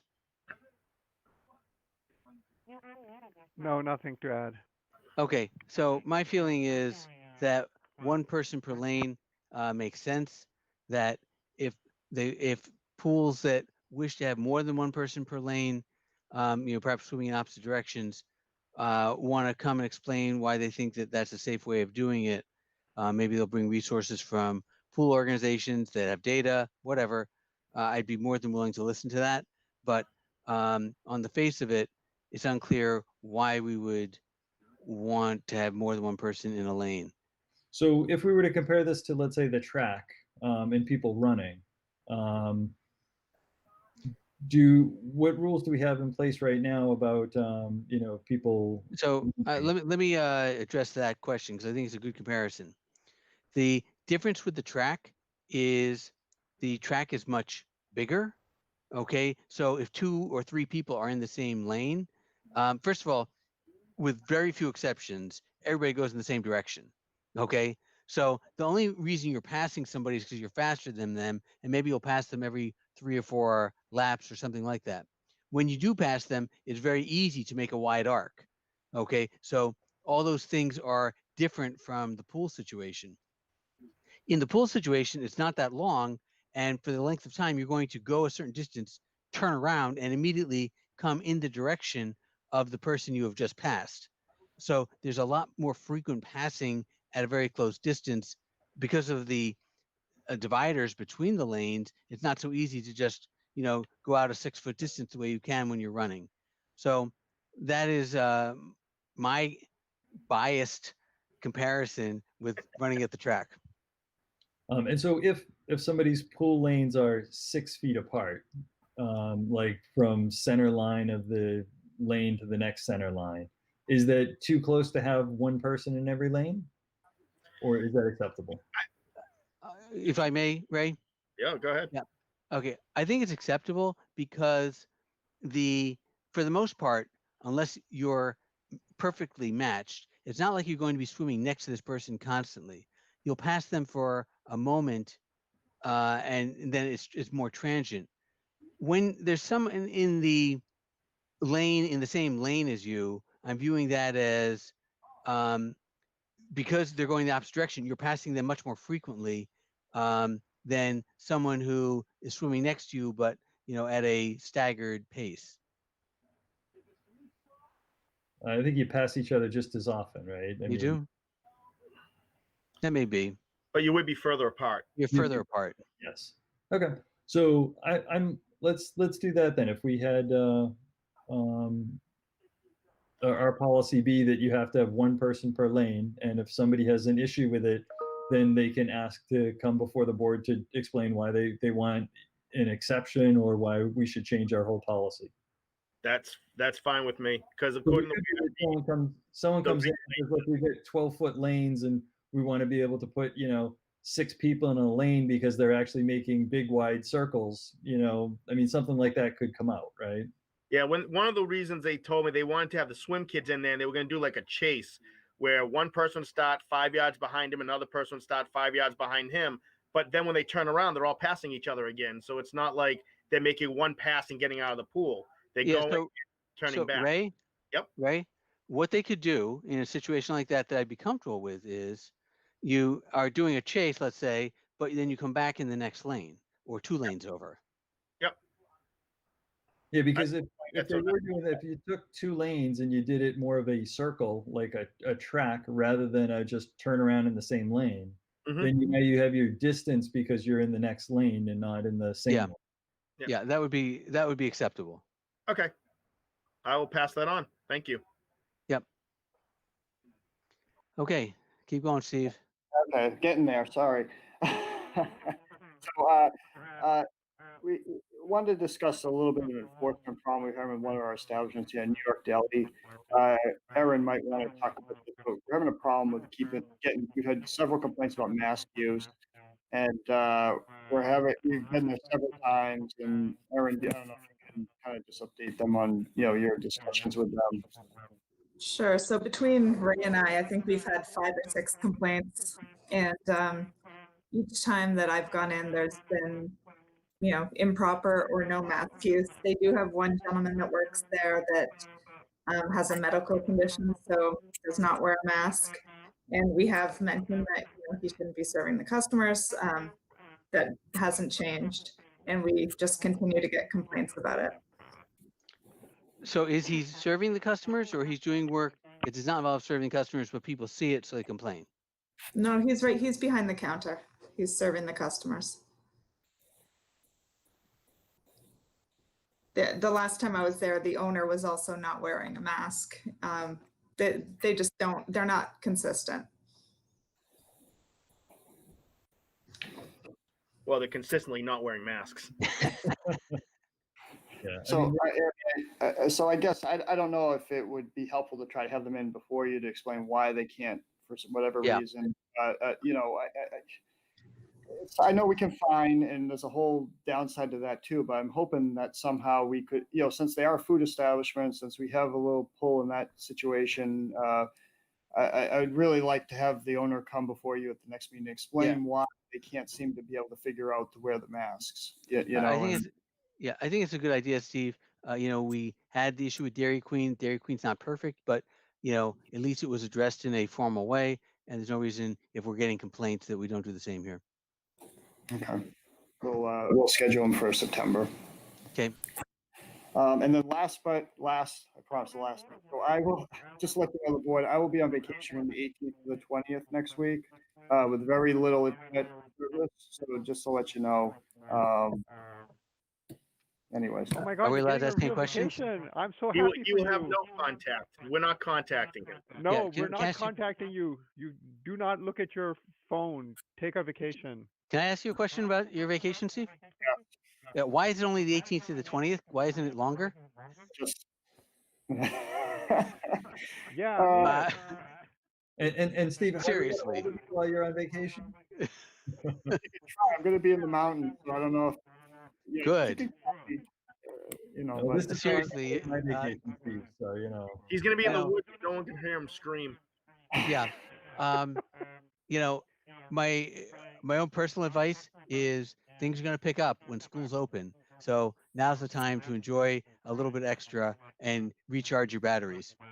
I'd entertain a motion from the board for this, but I'll Yeah, leave you to your I own would second judgment. that motion. I would second that motion. The only other thing is next meeting date. We want to talk about that. Third Tuesday would be the 15th of September. Well, Are we I meeting think in August? I think we were talking about having at least a brief meeting just to focus on schools in 2 weeks. So Are we'll- people okay with that? So that would be Are the we going to invite 25th. the school committee to that, or the school administration? What's the deal with that? Um, And so one question is that. The second question is, do you really want to wait till September for the Delhi guy to come, or do you want to bring him in, or do you want to really just keep it? Yeah, I think I forgot. The 25th would work for that. say again now. So the 25th, we could all do the school stuff and we could bring New York Deli in. Because it'll make it more timely. It'll just get it done. You know It'll what also I'm make saying? it so that our September meeting is not quite as long. All right. So just to kind of circle back, we'll do the schools on the 25th in New York Deli, but that will be it unless something else comes up, like Tripoli or something. Yeah. Yeah. All right. Yep. So I make a motion that our next meeting be August 25th. Obviously, we've got to post that fairly soon then. Yeah, we got till that. We could do it. Aaron, Okay. you're gonna like make it okay with Beth because it's our anniversary, right? Like, we'll go out to dinner afterwards, but you'll just like, it wasn't my fault, okay? Do it Blame it on on me, Pick the man. date. That's I made why- the motion. Yeah, I seconded it, so I'm. Yeah, very just good. annoyed. All in favor? In Aye. fact, if we want to say yes and Alan, you say no. I'm gonna abstain on this one. Yeah, okay. That I think you have to do it by roll call though, right? Dr. Walsh, Dr. Walsh is yes. Dr. Hashby, yes, Dr. Ehrlich, I am abstaining. There you go. You're saved. they're well done. That was a real brave action right there. Thank you. Yeah, I'm real brave. Okay, so I And if think, you cannot make it, I'm certainly willing to serve as chairman for the. yeah, no, it's okay. Are we then ready for a motion to adjourn? It's been a I long make a night. motion that we adjourn. You got a second there? Oh, I'll second it. Yes, this is as long as a selectmen's meeting. Wow. Yeah, no kidding. Dr. Walsh, Dr. Walsh, yes. Dr. Hashmi, Yes, thank you. Dr. Ehrlich, yes. Thank you, everyone, to all the for- staff, everybody here. Appreciate it. Go get some Thank you, food. Westborough TV. All right, bye-bye.